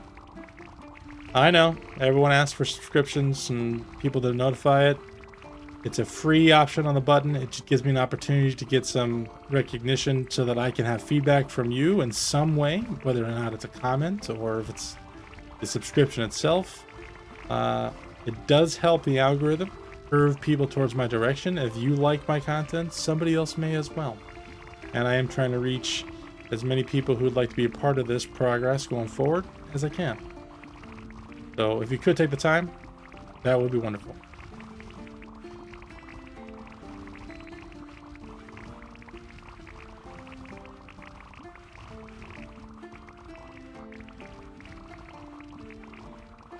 Good. Max on the forest archers. Still need so much wood. We're just not there yet on the wood category. Okay, great. Max level on the reload speed there. Let's just do damage here for a second. Just a few limits.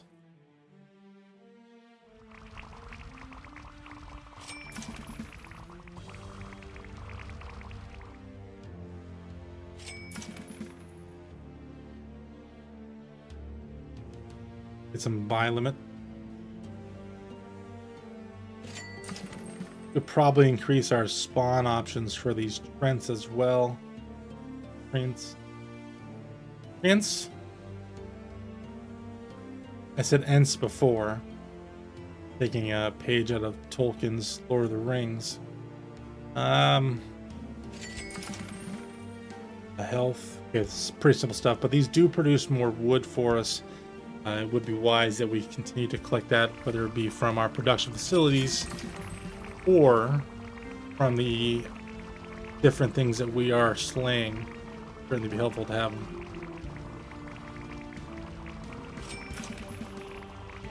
Almost there to all the archers. There's so many to pick up. Sorry, crossbowmen. Still so many to pick up with these bowmen and these archers.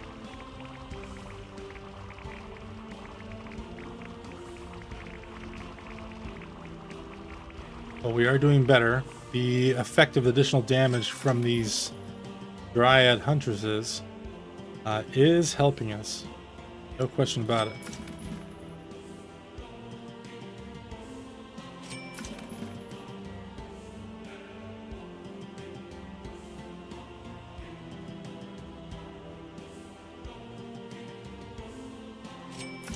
Go back to this. Get a few more of these, a few more of those. Looking good. We've been streaming for about an hour and 40 minutes on this. Haven't gotten real far, which means there's a decent depth to this game that we have yet to even see.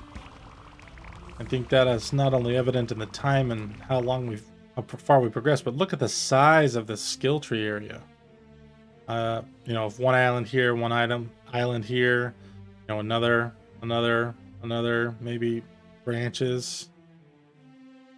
There is some progression available to us, which is good. Give us an opportunity to revisit this either sooner or later, depending on where the itch needs to be scratched. Love that option.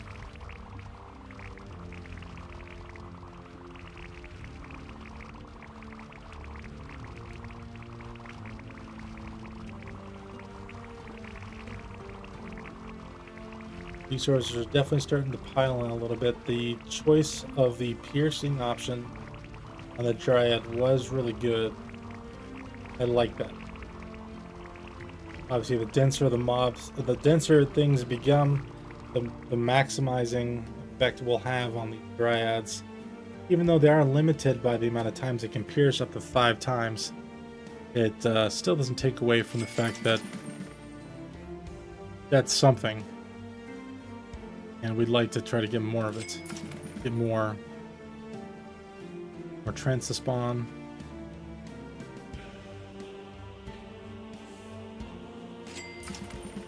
No obelisk upgrades in this area as well. Just for the record. Get more guys as well. We don't need to bump up their health yet. But just more of them, like the Trents, give us additional experience, and it'll give us additional 16,000. That's quite the upgrade. It'll give us additional wood as part of the production,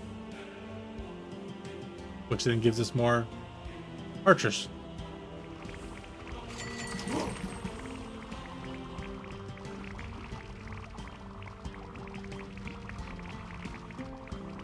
Alright, experimenting time. I'm going to leave this cursor kind of in the middle here in the back, and let's see what effect that has.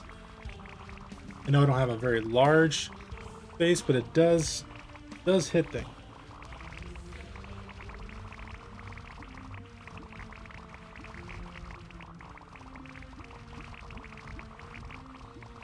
Also, as some of you may have been watching this is a new streaming art on my behalf. A new streaming art is what I said. I don't know if that came out right. And I do not have all the bells and whistles figured out here. I say that, hat in hand, asking if you could give me some feedback on the volumes, how my mic's kicking in and out, how well I'm enunciating my words. Please provide me some feedback in the comment section below. I'd love to hear what you guys have to say and where I can improve.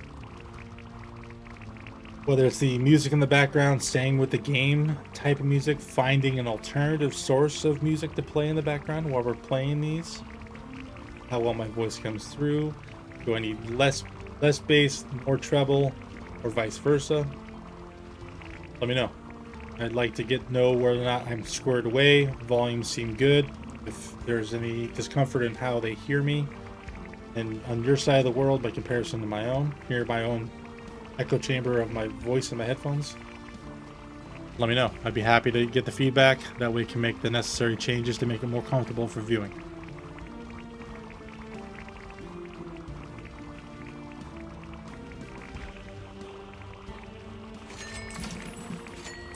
Okay, we're maxed out on the little logging stations at the moment. Alright, yeah, how are we doing over here though? We need anything else than that? We have these guys. We don't need to bump those guys up just yet. We could just introduce some more of these. Yeah, we have more knights running around. Again, not bumped up. These guys are pretty expensive still. We don't have enough for that.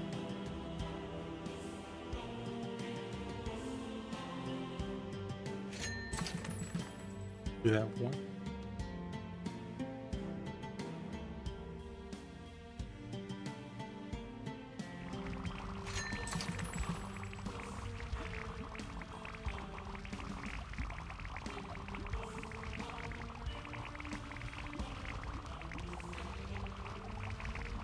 A lot of these Trents are getting through, unfortunately. They're obviously a beefier unit.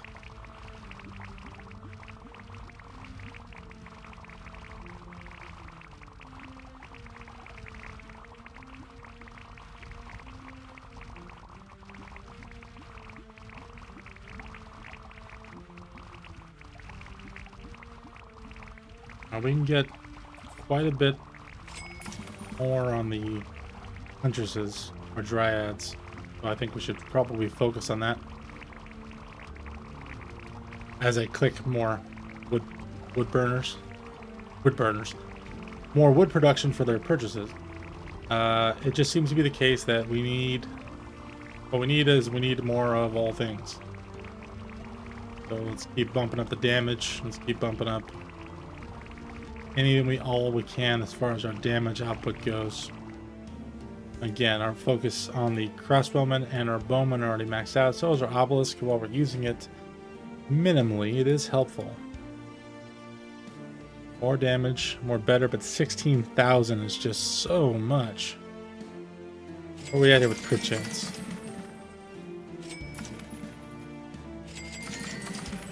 Let's help bump that up a little bit. If they have a chance to pierce 5 times, that means they have in effect 5 times the amount of chances to crit, 5 times the amount of potential crit multipliers on top of that. Max that out. 38, yeah. Gonna get 57, 5700, 5700, go.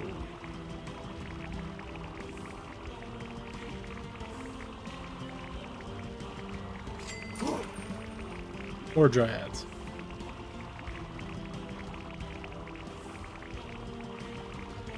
I think we're leaking too much. Not because we're doing it wrong, but because we're just at, again, that threshold. It does seem to be a steep progression here. Again, maybe leaning on those prestige points.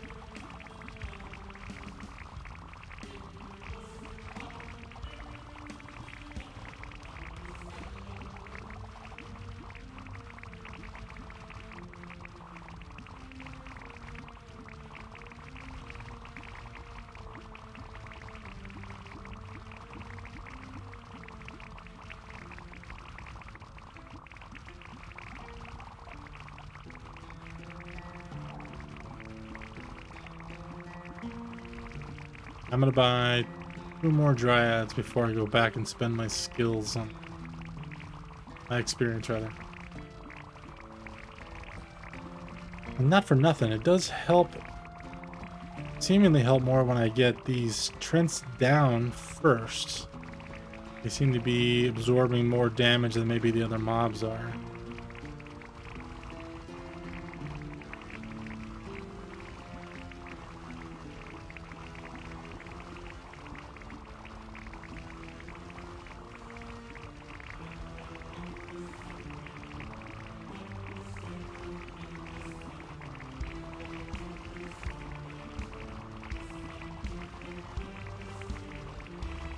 Still not getting everything. I'd like to get everything if we could. Doesn't appear the game is set up that that was an achievable thing at this stage.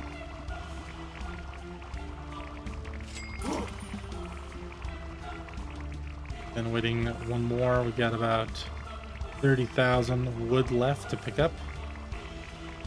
Be here momentarily, and then we'll spend some skill experience.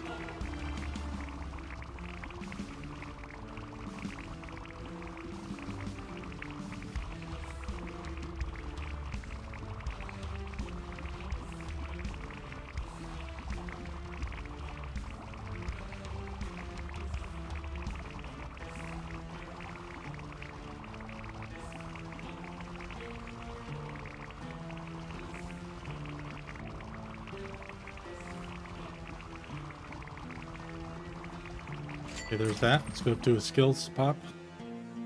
Damage or range. Okay, we got critical chance maximum. Go buy limit. We're nowhere near the worry about it. Let's get more damage. Big upgrade for the last, but that'll take us to the 300% bonus. Let's see. Our production time, we'll bump that up a little. Alright, back to this. No, we leave for a second. What happens? Because we're running rampant through the streets.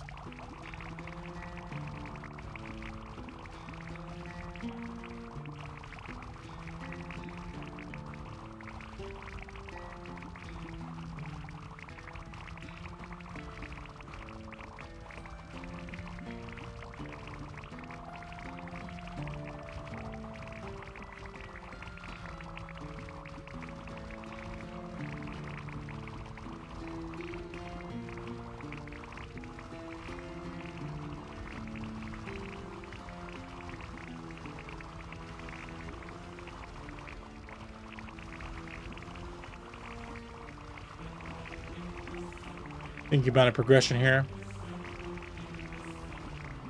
Dryads have nearly maxed out. Can only increase them so much coming up here, and if we're already at the tippity top as far as their potential improvements go, we kind of just need to make sure we have the most of them we can get on the field. Then we can just let them eat a little bit. Damage-wise, they're certainly doing the most damage of any things we're doing here. 6,300 comparatively to the 4 and 3,700 of the other options. Our crossbowmen, of course, and our archers.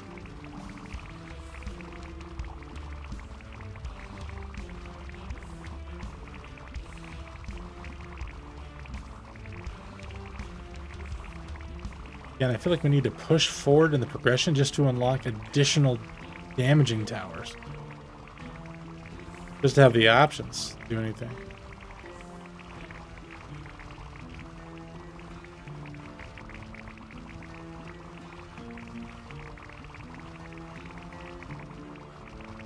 Would we really be in a better spot if we could just afford something else? I have questions.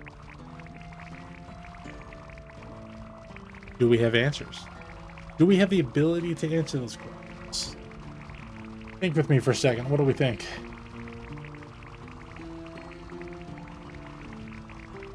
Some of you who have already played this game will likely have these answers already. Not worried about you spoiling it for me. But if I'm speaking here and I'm not saying things that are correct because I'm not thinking about it properly, let me know. Obviously, the perspective I'm dealing with here is one of a little bit on the ignorant side because I haven't played this particular game before. And my previous conversational takes on the prestige points and these idle defense games is truly that, just a glimpse into perhaps playing or seeing others played similarly to this in the past.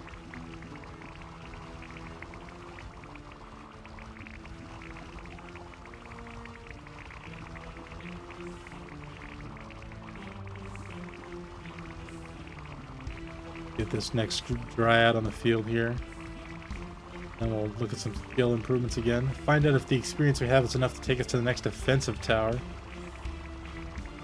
We still wouldn't have had to spend any improvements on any of these knights. Really no maximization on the footmen. At this point, I'd almost like to take away what I've done so far with the footmen just to get them killed. There's that. Take the skills. Okay, so if I go here, I do get another damaging obelisk. Okay. All production modifiers.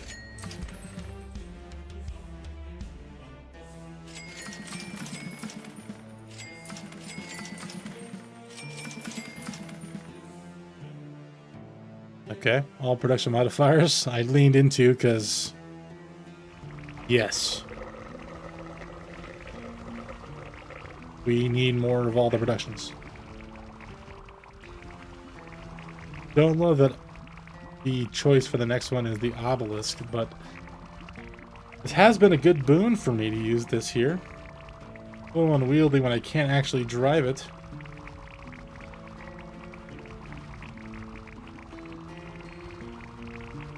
For instance, when I'm in the skill tree. Sorry, I did finish that thought. Apologies there.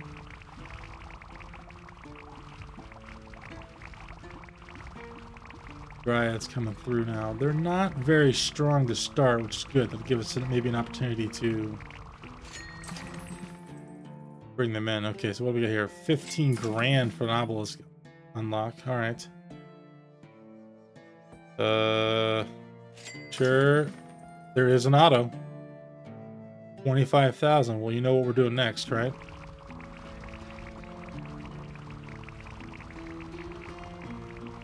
Keep pushing the wood part.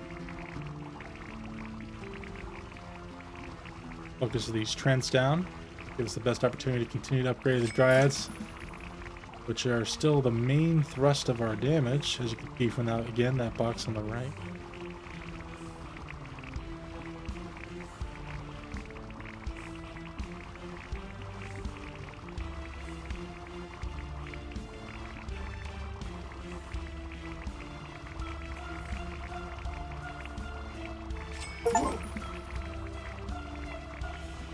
Now I have 2 obelisks. Okay, great.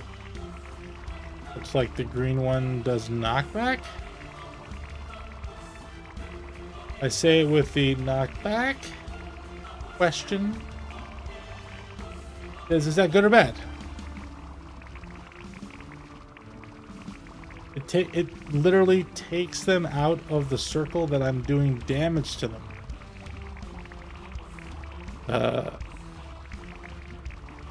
Yeah. Do we just leave this here in the middle of the screen? Then let them run into this and have problems? Can they be pushed back multiple times here? Let's see.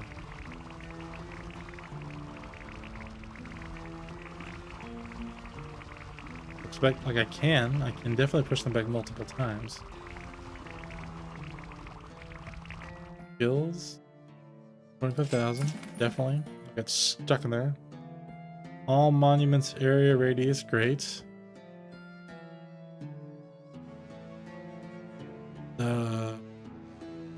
Let's keep that going.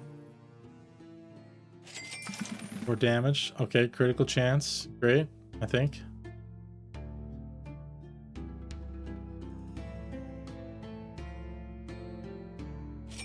Do another buy limit on that.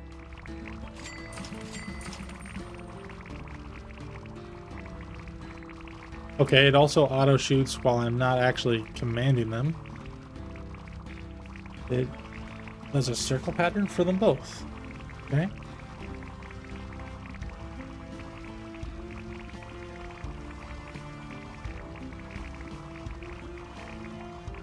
While not optimal, it certainly is consistent.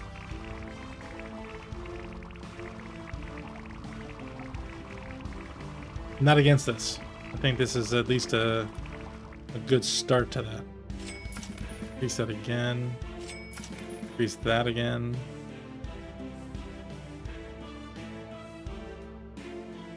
None of my purchases have led to an opening of something else to purchase over here. Need to beat a boss to unlock that one. All right.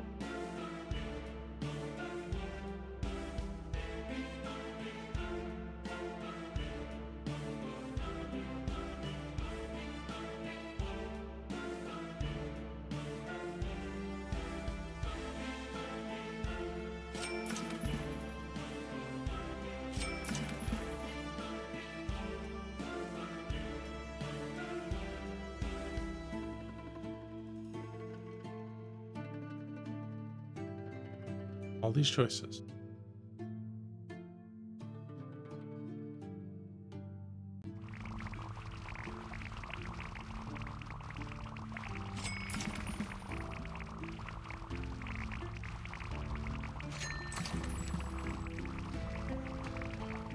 Crossbowmen are doing more damage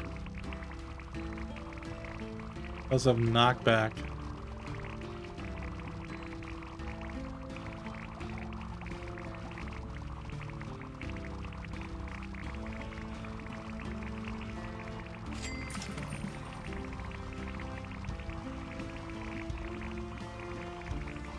Well, it looks like we've reached equilibrium here. We're not leaking at the moment. We are balancing damage in with HP out from the game.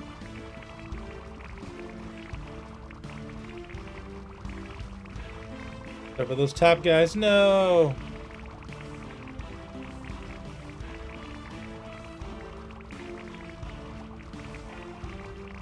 Definitely not earned.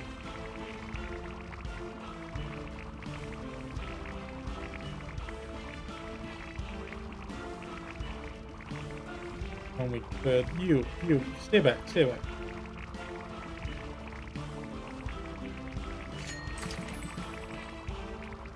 Buy a few more. 10,000 is a tough pill to swallow. Damage is good. Max. I would just need to buy them and I'll go up a little. I'm gonna still have a bunch to buy, so let's wait on that purchase. What is this upgrade? Critical chance? Okay. Have it to have it. 0.1% chance though. Not great.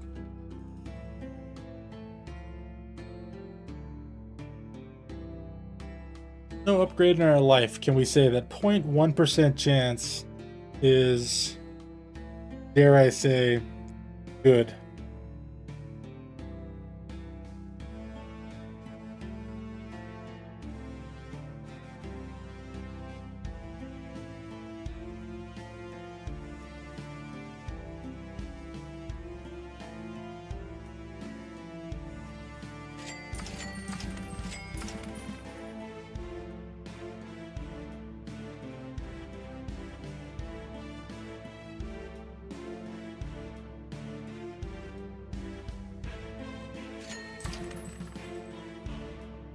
Max out these dryads.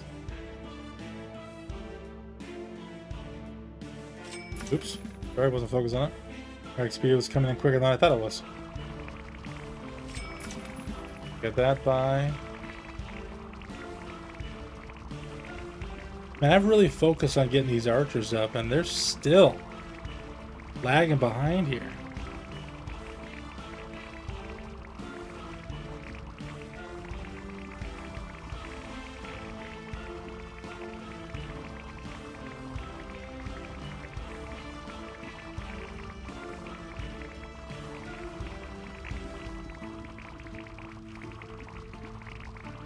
I'm interested in that. That's a steep curve. Why are we leaking?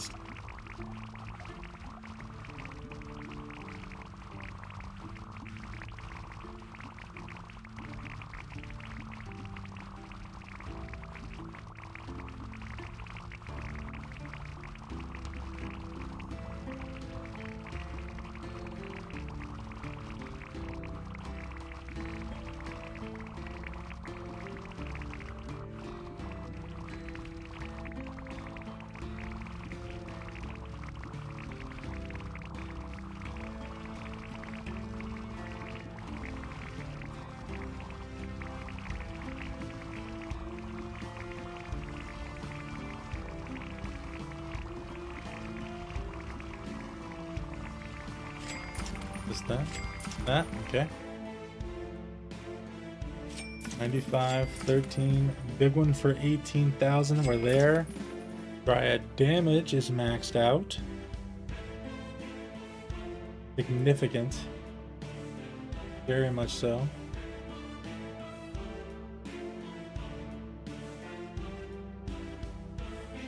How are we doing buying here? Get 2 more of these. I need to keep this in mind production-wise.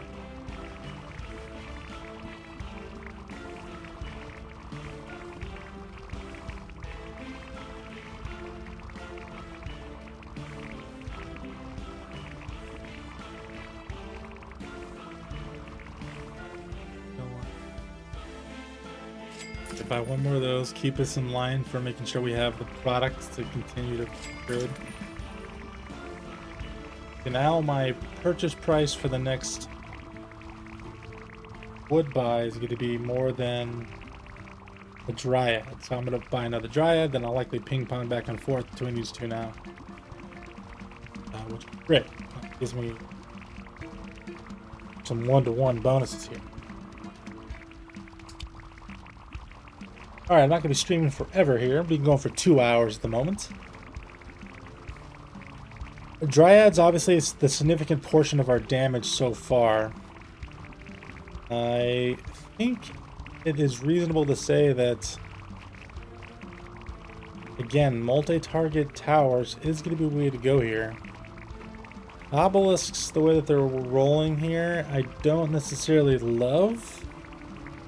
But I don't think they're terrible either. I mean, obviously it just damages, it helps. A lot of experience sitting around, but I don't really have a place to put it yet except for more damage. Let's do that a couple times. We can eliminate those.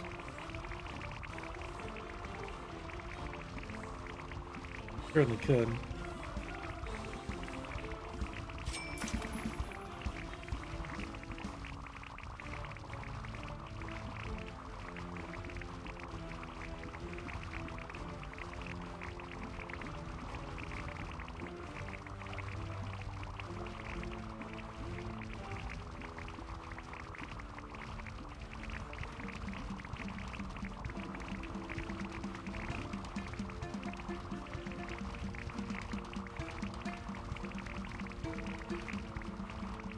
Not 340, 340. Still a long ways off there. Just need more production of everything. 27,000, let's do that. 4 out of 10 production time. All production time is reduced. Just 27,000. Let's come back for that. Let's max that out. Let's keep focusing on this. I think we'll be in a good spot for the moment. Let's max both those out, and then we'll call the stream for the day on this particular game. Come back to this another time.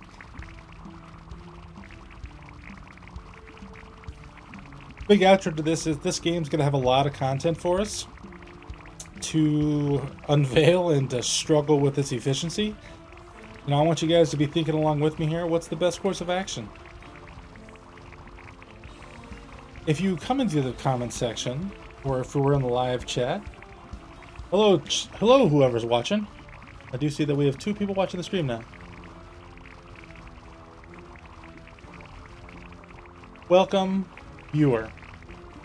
Nice to have your company. Please feel free to say hi in the chat. You are actually my first live viewer.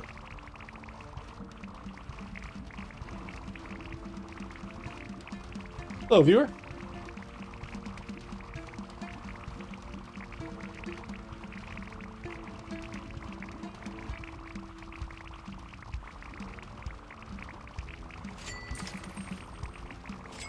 More archers, more beta. 27,000. Sorry, I was saying hello to the viewer.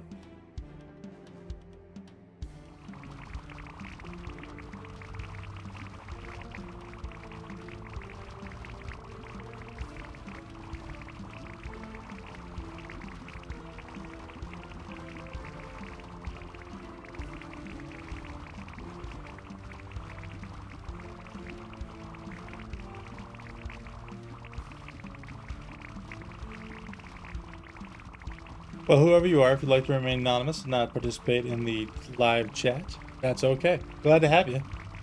Feel free to say hello in the chat. But I think just like to make sure I can recognize you and write your name down as the first viewer ever. So if down the road you decide to rejoin us at some point, or a big participant in the days ahead, we get to know you a little bit more too. Right now we're struggling with the efficiency of where to put our bang and bucks.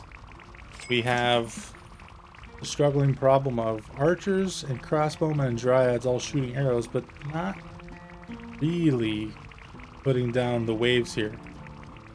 We have invested very heavily into their damage here and here. The obelisk damage as well, that's now being auto-done. For the exclusive benefit of trying to take out these targets. And we've only added both the Satyr, Trent, and the Dryad specifically as individual targets, as well as the Knight. We have not made any improvements. The improvements do give us more loot. For example, in the footman's case, loot dropped from 160 to 170, but their health increased. But we haven't been able to bring that amount of damage to bear in the game yet to warrant those increases. So we've been kind of moving through for more defensive upgrades first and foremost. That's where we are currently.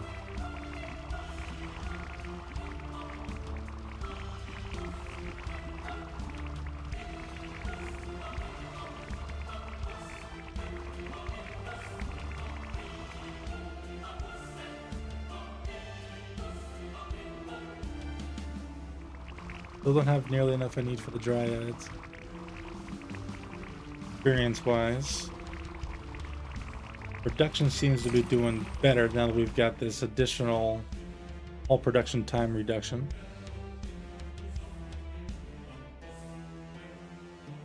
Just need more experience to get there. 2 more upgrades there.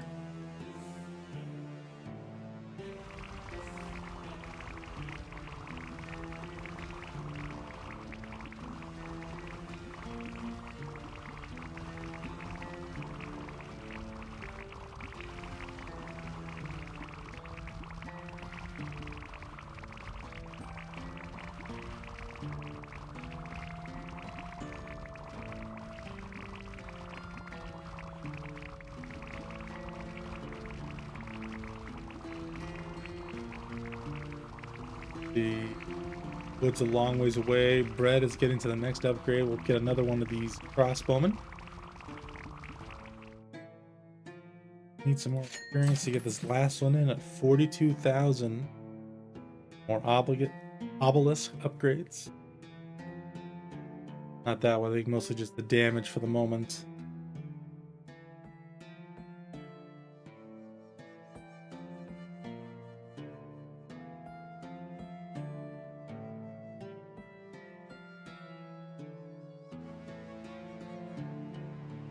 We're on the path.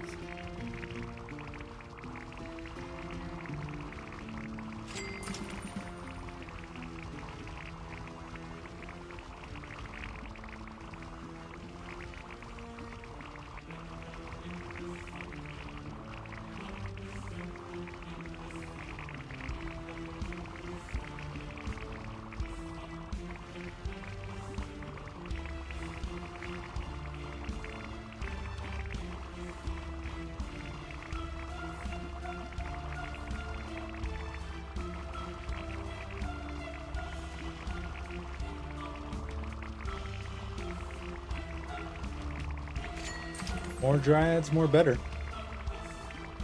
Looking at skill options here. Nearly there for the maximization of our all production time. Using that tick timer. There, okay. 2 big upgrades help us with more wood and food production. We then purchase more dryads for the wood, crossbowmen and archers for the food, and then subsequently get more experience to do more upgrades for more production of more goods. The cycle continues.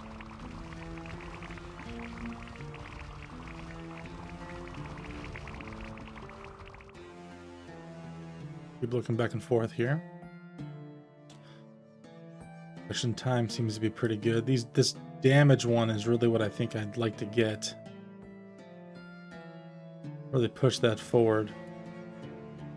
Let's do the low-lying fruit first. For no reason other than more dryads would be nice, and the sooner we get them on the field, the better. And we can push towards doing the next boss. And really getting that opportunity to move forward in the progression for defensive benefit.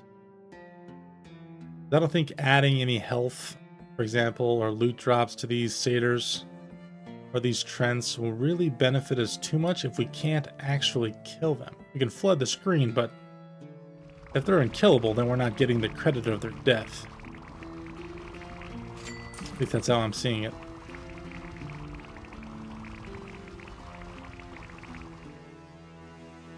See here.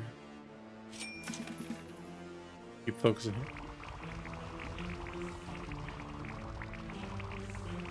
Hello, kitten. And for those who have been watching this live feed for a little while, or the VOD that follows, my second kitten, Coco, has come to join us, checking in on me. So if you hear some meowing in the background, the second meowing set here would be for Coco.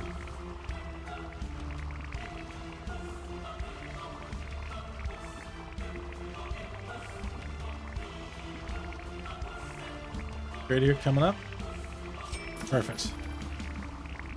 Alright, let's make sure we have more room to build on those. Okay, perfect. Maximum limit of 45 on that one. Great.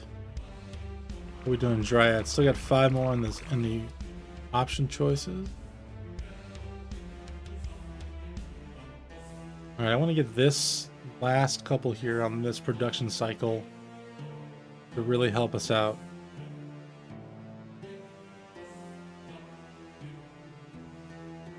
And yoink. Beautiful.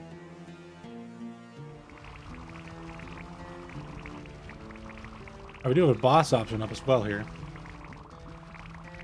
Give it a shot. Let's see where it takes us. Boss incoming. Take control of this for this purpose. Oh, they're fast. And they're chunky. The horses. Eat the horses. They go back. Hold up. Hold up. Okay. Well, we did it. We absolutely crushed that boss level. I'm not going to say I'm surprised. We were trying to be efficient on this stuff, but hey, that was great. Which means we can take on this new enemy, the Goblin, which again, I would do not for the purposes of really hammering down on things, but just for the purposes of opening up another defensive structure to help us out.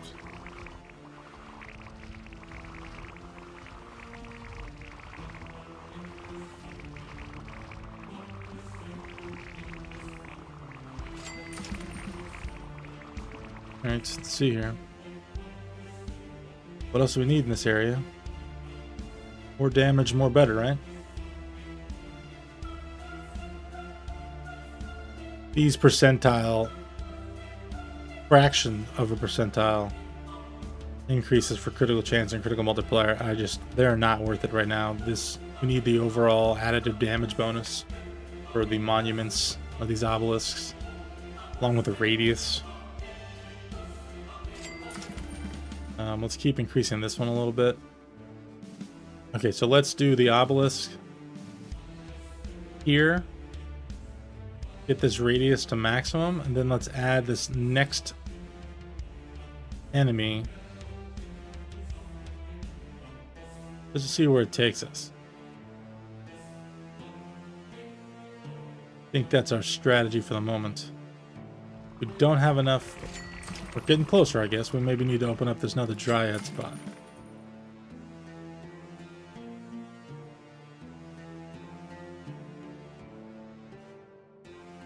Any questions or comments about the game I'm playing, please feel free to ask in the chat.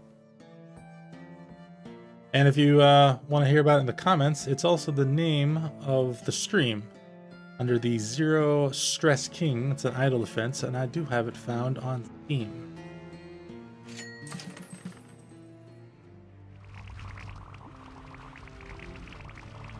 Okay.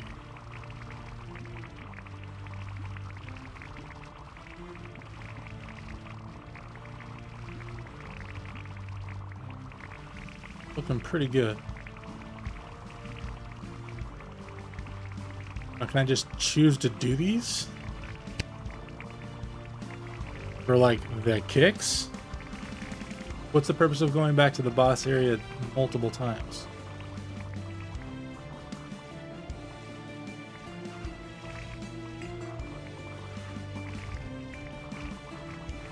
Does it yield additional benefits?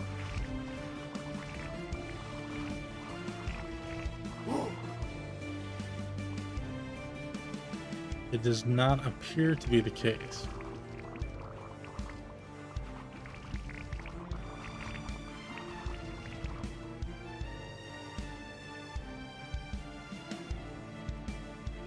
Big upgrade here on the obelisk. Get the 20,000. See what do we get? Okay, we do get additional attack options. A Tea Party Orc Woman. A new defender of your majesty that does white damage, has high crits, has knockback effect. Looks like their pixel art indicates that they throw axes. No problem.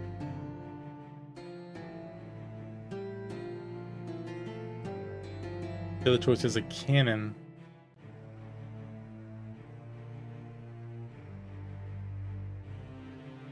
Shoots multiple pellets. Kind of think I want to go on the projectile sense, not artillery. We've gone mostly just arrows and all the similar types. Let's go that. The fire limits, range increases, just the damage upgrade. Sure. Increases knockback. Critical chance reload time. Just a reload time. They take an entirely new type of currency. Okay.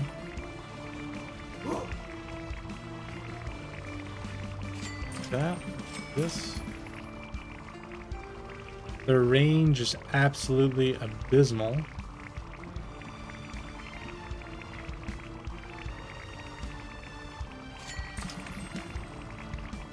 Sure, we can make some improvements to that. Max range, there it is.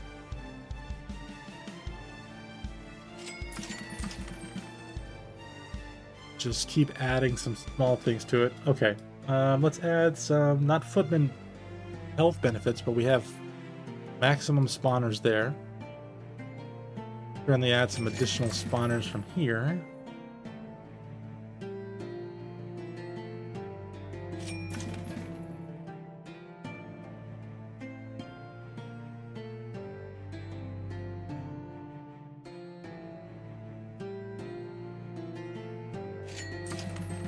More trees. Go with the cheapest options here. Will likely give us the most bang for our buck. So 62, 51. Here's a 5,000. We'll add that one. Just all level 1 additions here.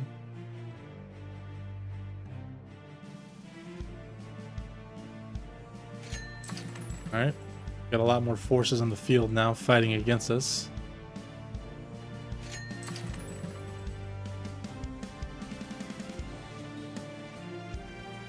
Alright. Everyone. Coco has joined the chat. Eventually, I will have a cat cam so that we can all see the cats. They are every bit as cute as they may sound if you do hear the auditory singing of Coco or the subtle whispers of Cece, even though the luminous nature of their meows are not representative of their size. Coco is smaller by about half as much as Cece is, but her meow is mighty. See here.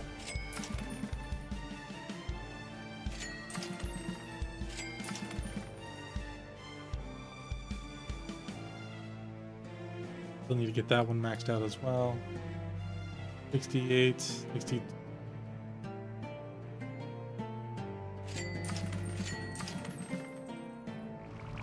How are we looking here? More dryads, more mobs. Looking good.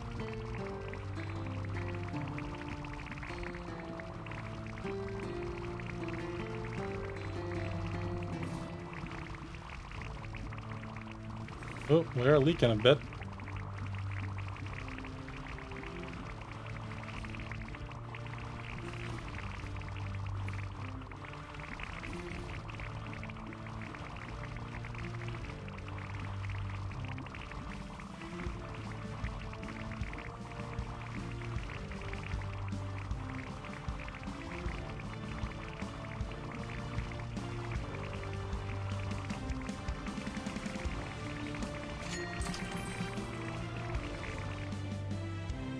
Upgrade choice. Let's get more area effect on the obelisk. Big upgrade, but more radius, more damage to all.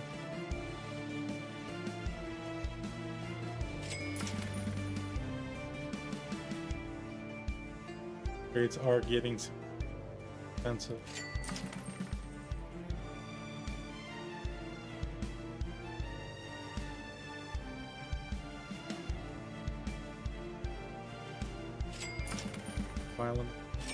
Knockback. Let's get one in all these.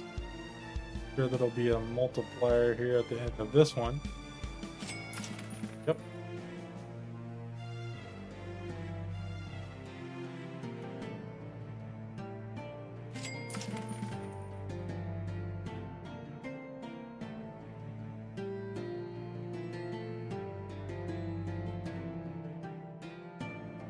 For those interested, the current in-chat kitten, Coco, and is in my arm. I'm holding her as if I'm holding a baby.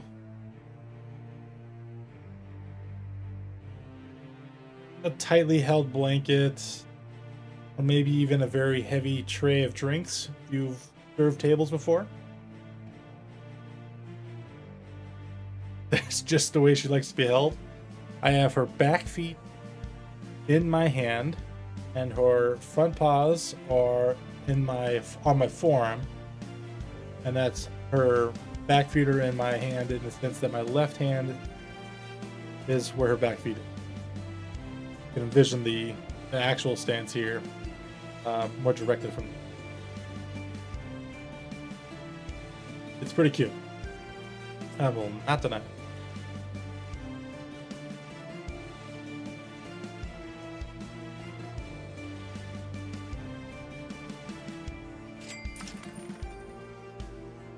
Obelisk damage. 80, 91. 71.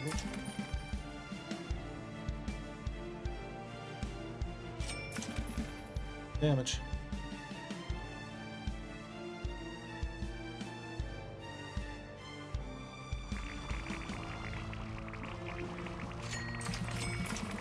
Let's max out the crossbowman. Yeah. Okay, we are certainly leaking here. Not that I want to be, but that just certainly seems to be the situation.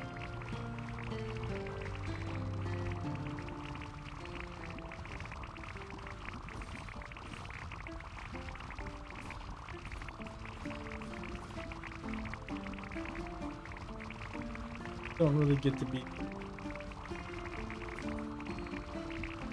They are sniping things. Well, you enter the zone of their attack.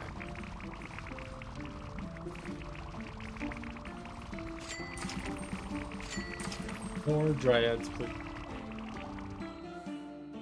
Look. Damage-wise, the dryads are still certainly well in front of. In fact, combined damage of both by archer and by crossbowman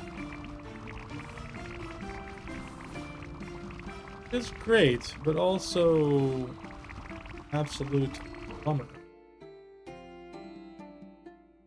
Say it like that because it means that's how much extra work the dryads are doing comparatively speaking. Potential dryad stuff is maxed out here.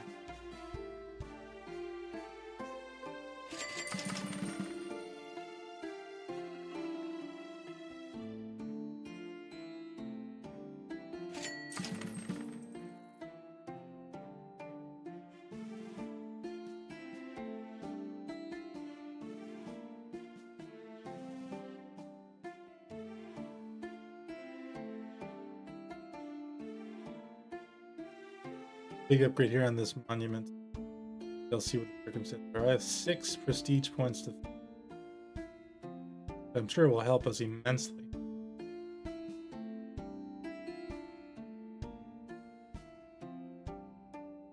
This 5 of 10 here.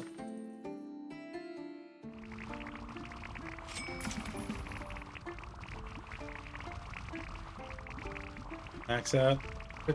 Yes. All right, keep pounding that wood out. We need 50 dryads on the field, please. 50 dryads.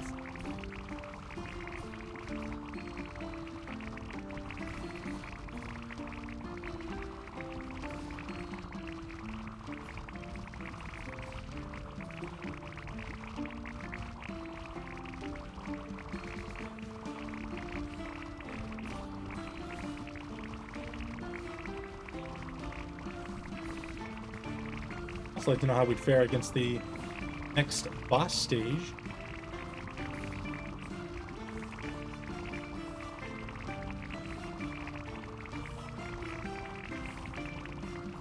Find out sooner than later here. Good amount of player. Okay, a way to maxing out these monuments.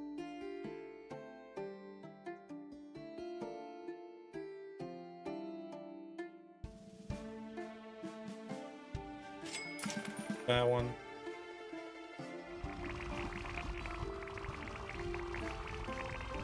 For our singular viewer watching us at this moment, any comments from chat? Questions about the game? Direction? Sitting here like evil overlord in the Dr. Evil situation, petting my cat as I watch the destruction of all these mobs on screen. Happy to take questions if any you have.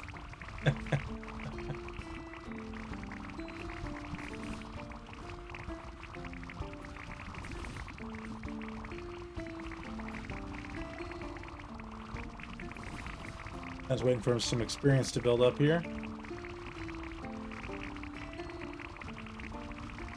I'd like to get more wood if I could do that among anything else here. More wood, more better for sure.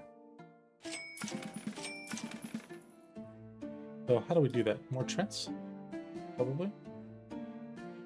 I mean, yeah, they give wood for killing them. As well as these guys.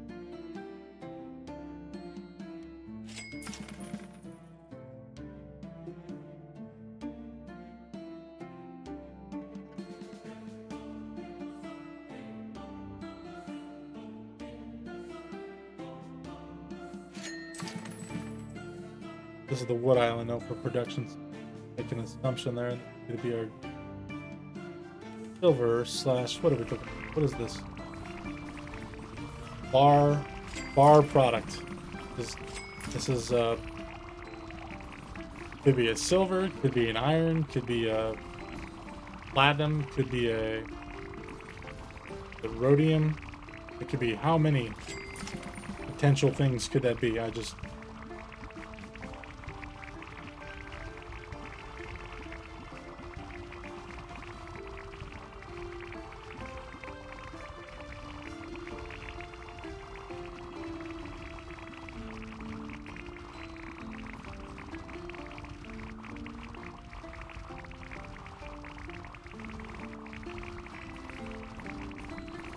all right. Well, let's take it this far and say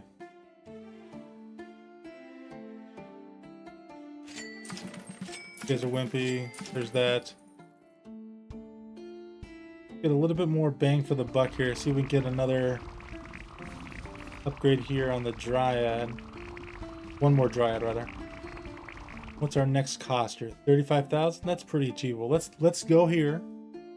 Get this guy. See if this gives us another point, and then we'll stop the stream for the day on this particular game. Play. Go from there. I've been streaming for a little bit longer than 2 hours now. Just trying to get some content in and see how people think. Give myself some practice. This is only the third stream ever. Still trying to work out some of the kinks. How best to play the game. Ah, I did.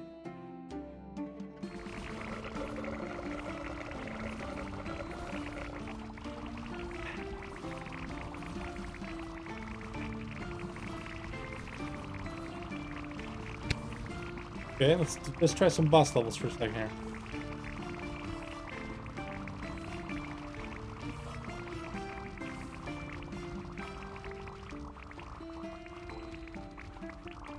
Let the automation take its course.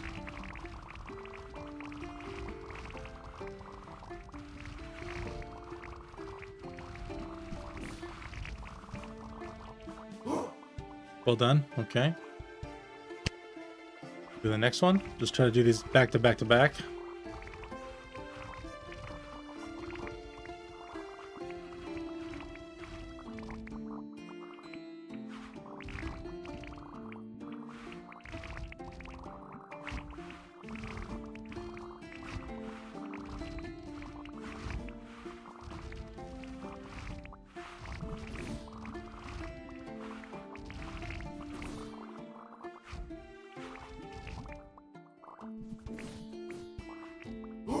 All right, nice. Level 4.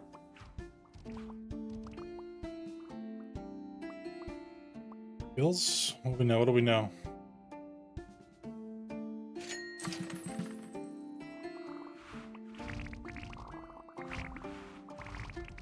Still not driving the obelisk on this. We're just seeing how we do.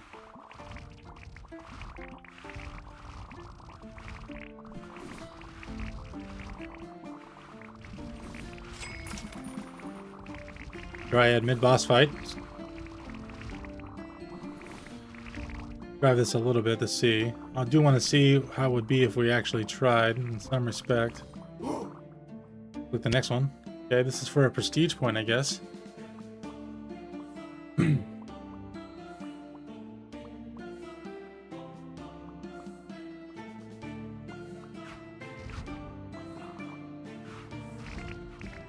Looks like the same type of wave as you would expect. Direct this side here. We'll just continue to push these out. Do that, we'll do that, we'll do that, and then push these back a little bit. Seems to be easy peasy at the moment. Alright, next one. Level 5. Does that mean we have an extra prestige point? We do. Okay, let's go to the next one of these. This oddball one.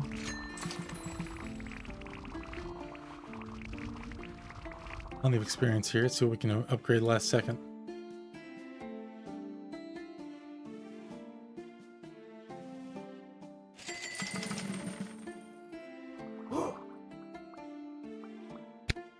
That was such a difficult level, I didn't even see it.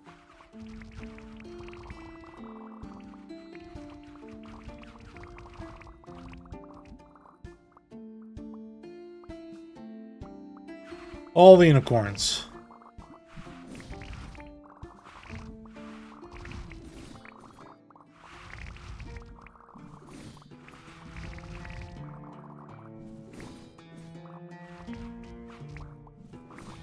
Unicorns are quite tough.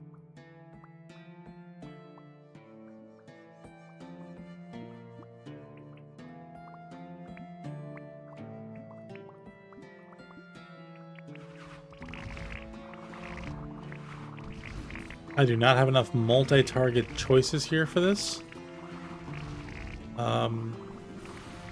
Yeah.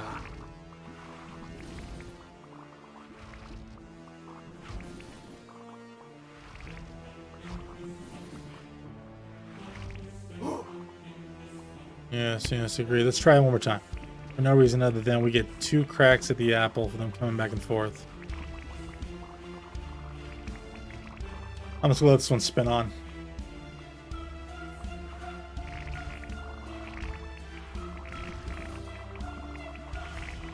There is definitely a level of defenses I do not possess with this particular encounter.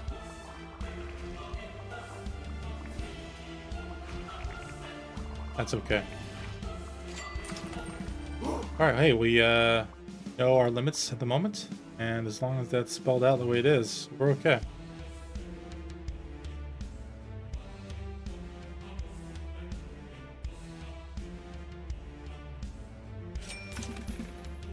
I get an extra prestige point for that. That's fantastic.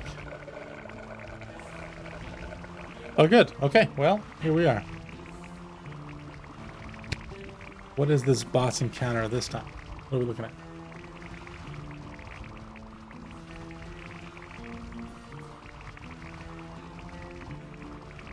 New boss encounter. Looks like Thrall from World of Warcraft, along with a bunch of other orcs who are on grass wolves and on foot.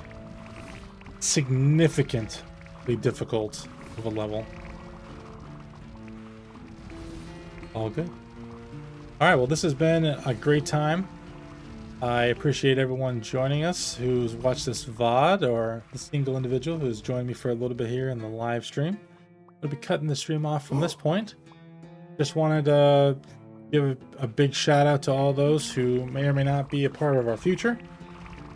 If anything, this is again an exploration into just playing games, learning from myself, and me learning from you. I'd like to enjoy some gameplay across the board with everybody.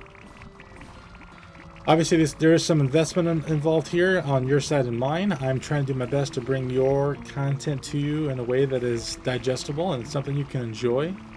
Please let me know how better I can do that.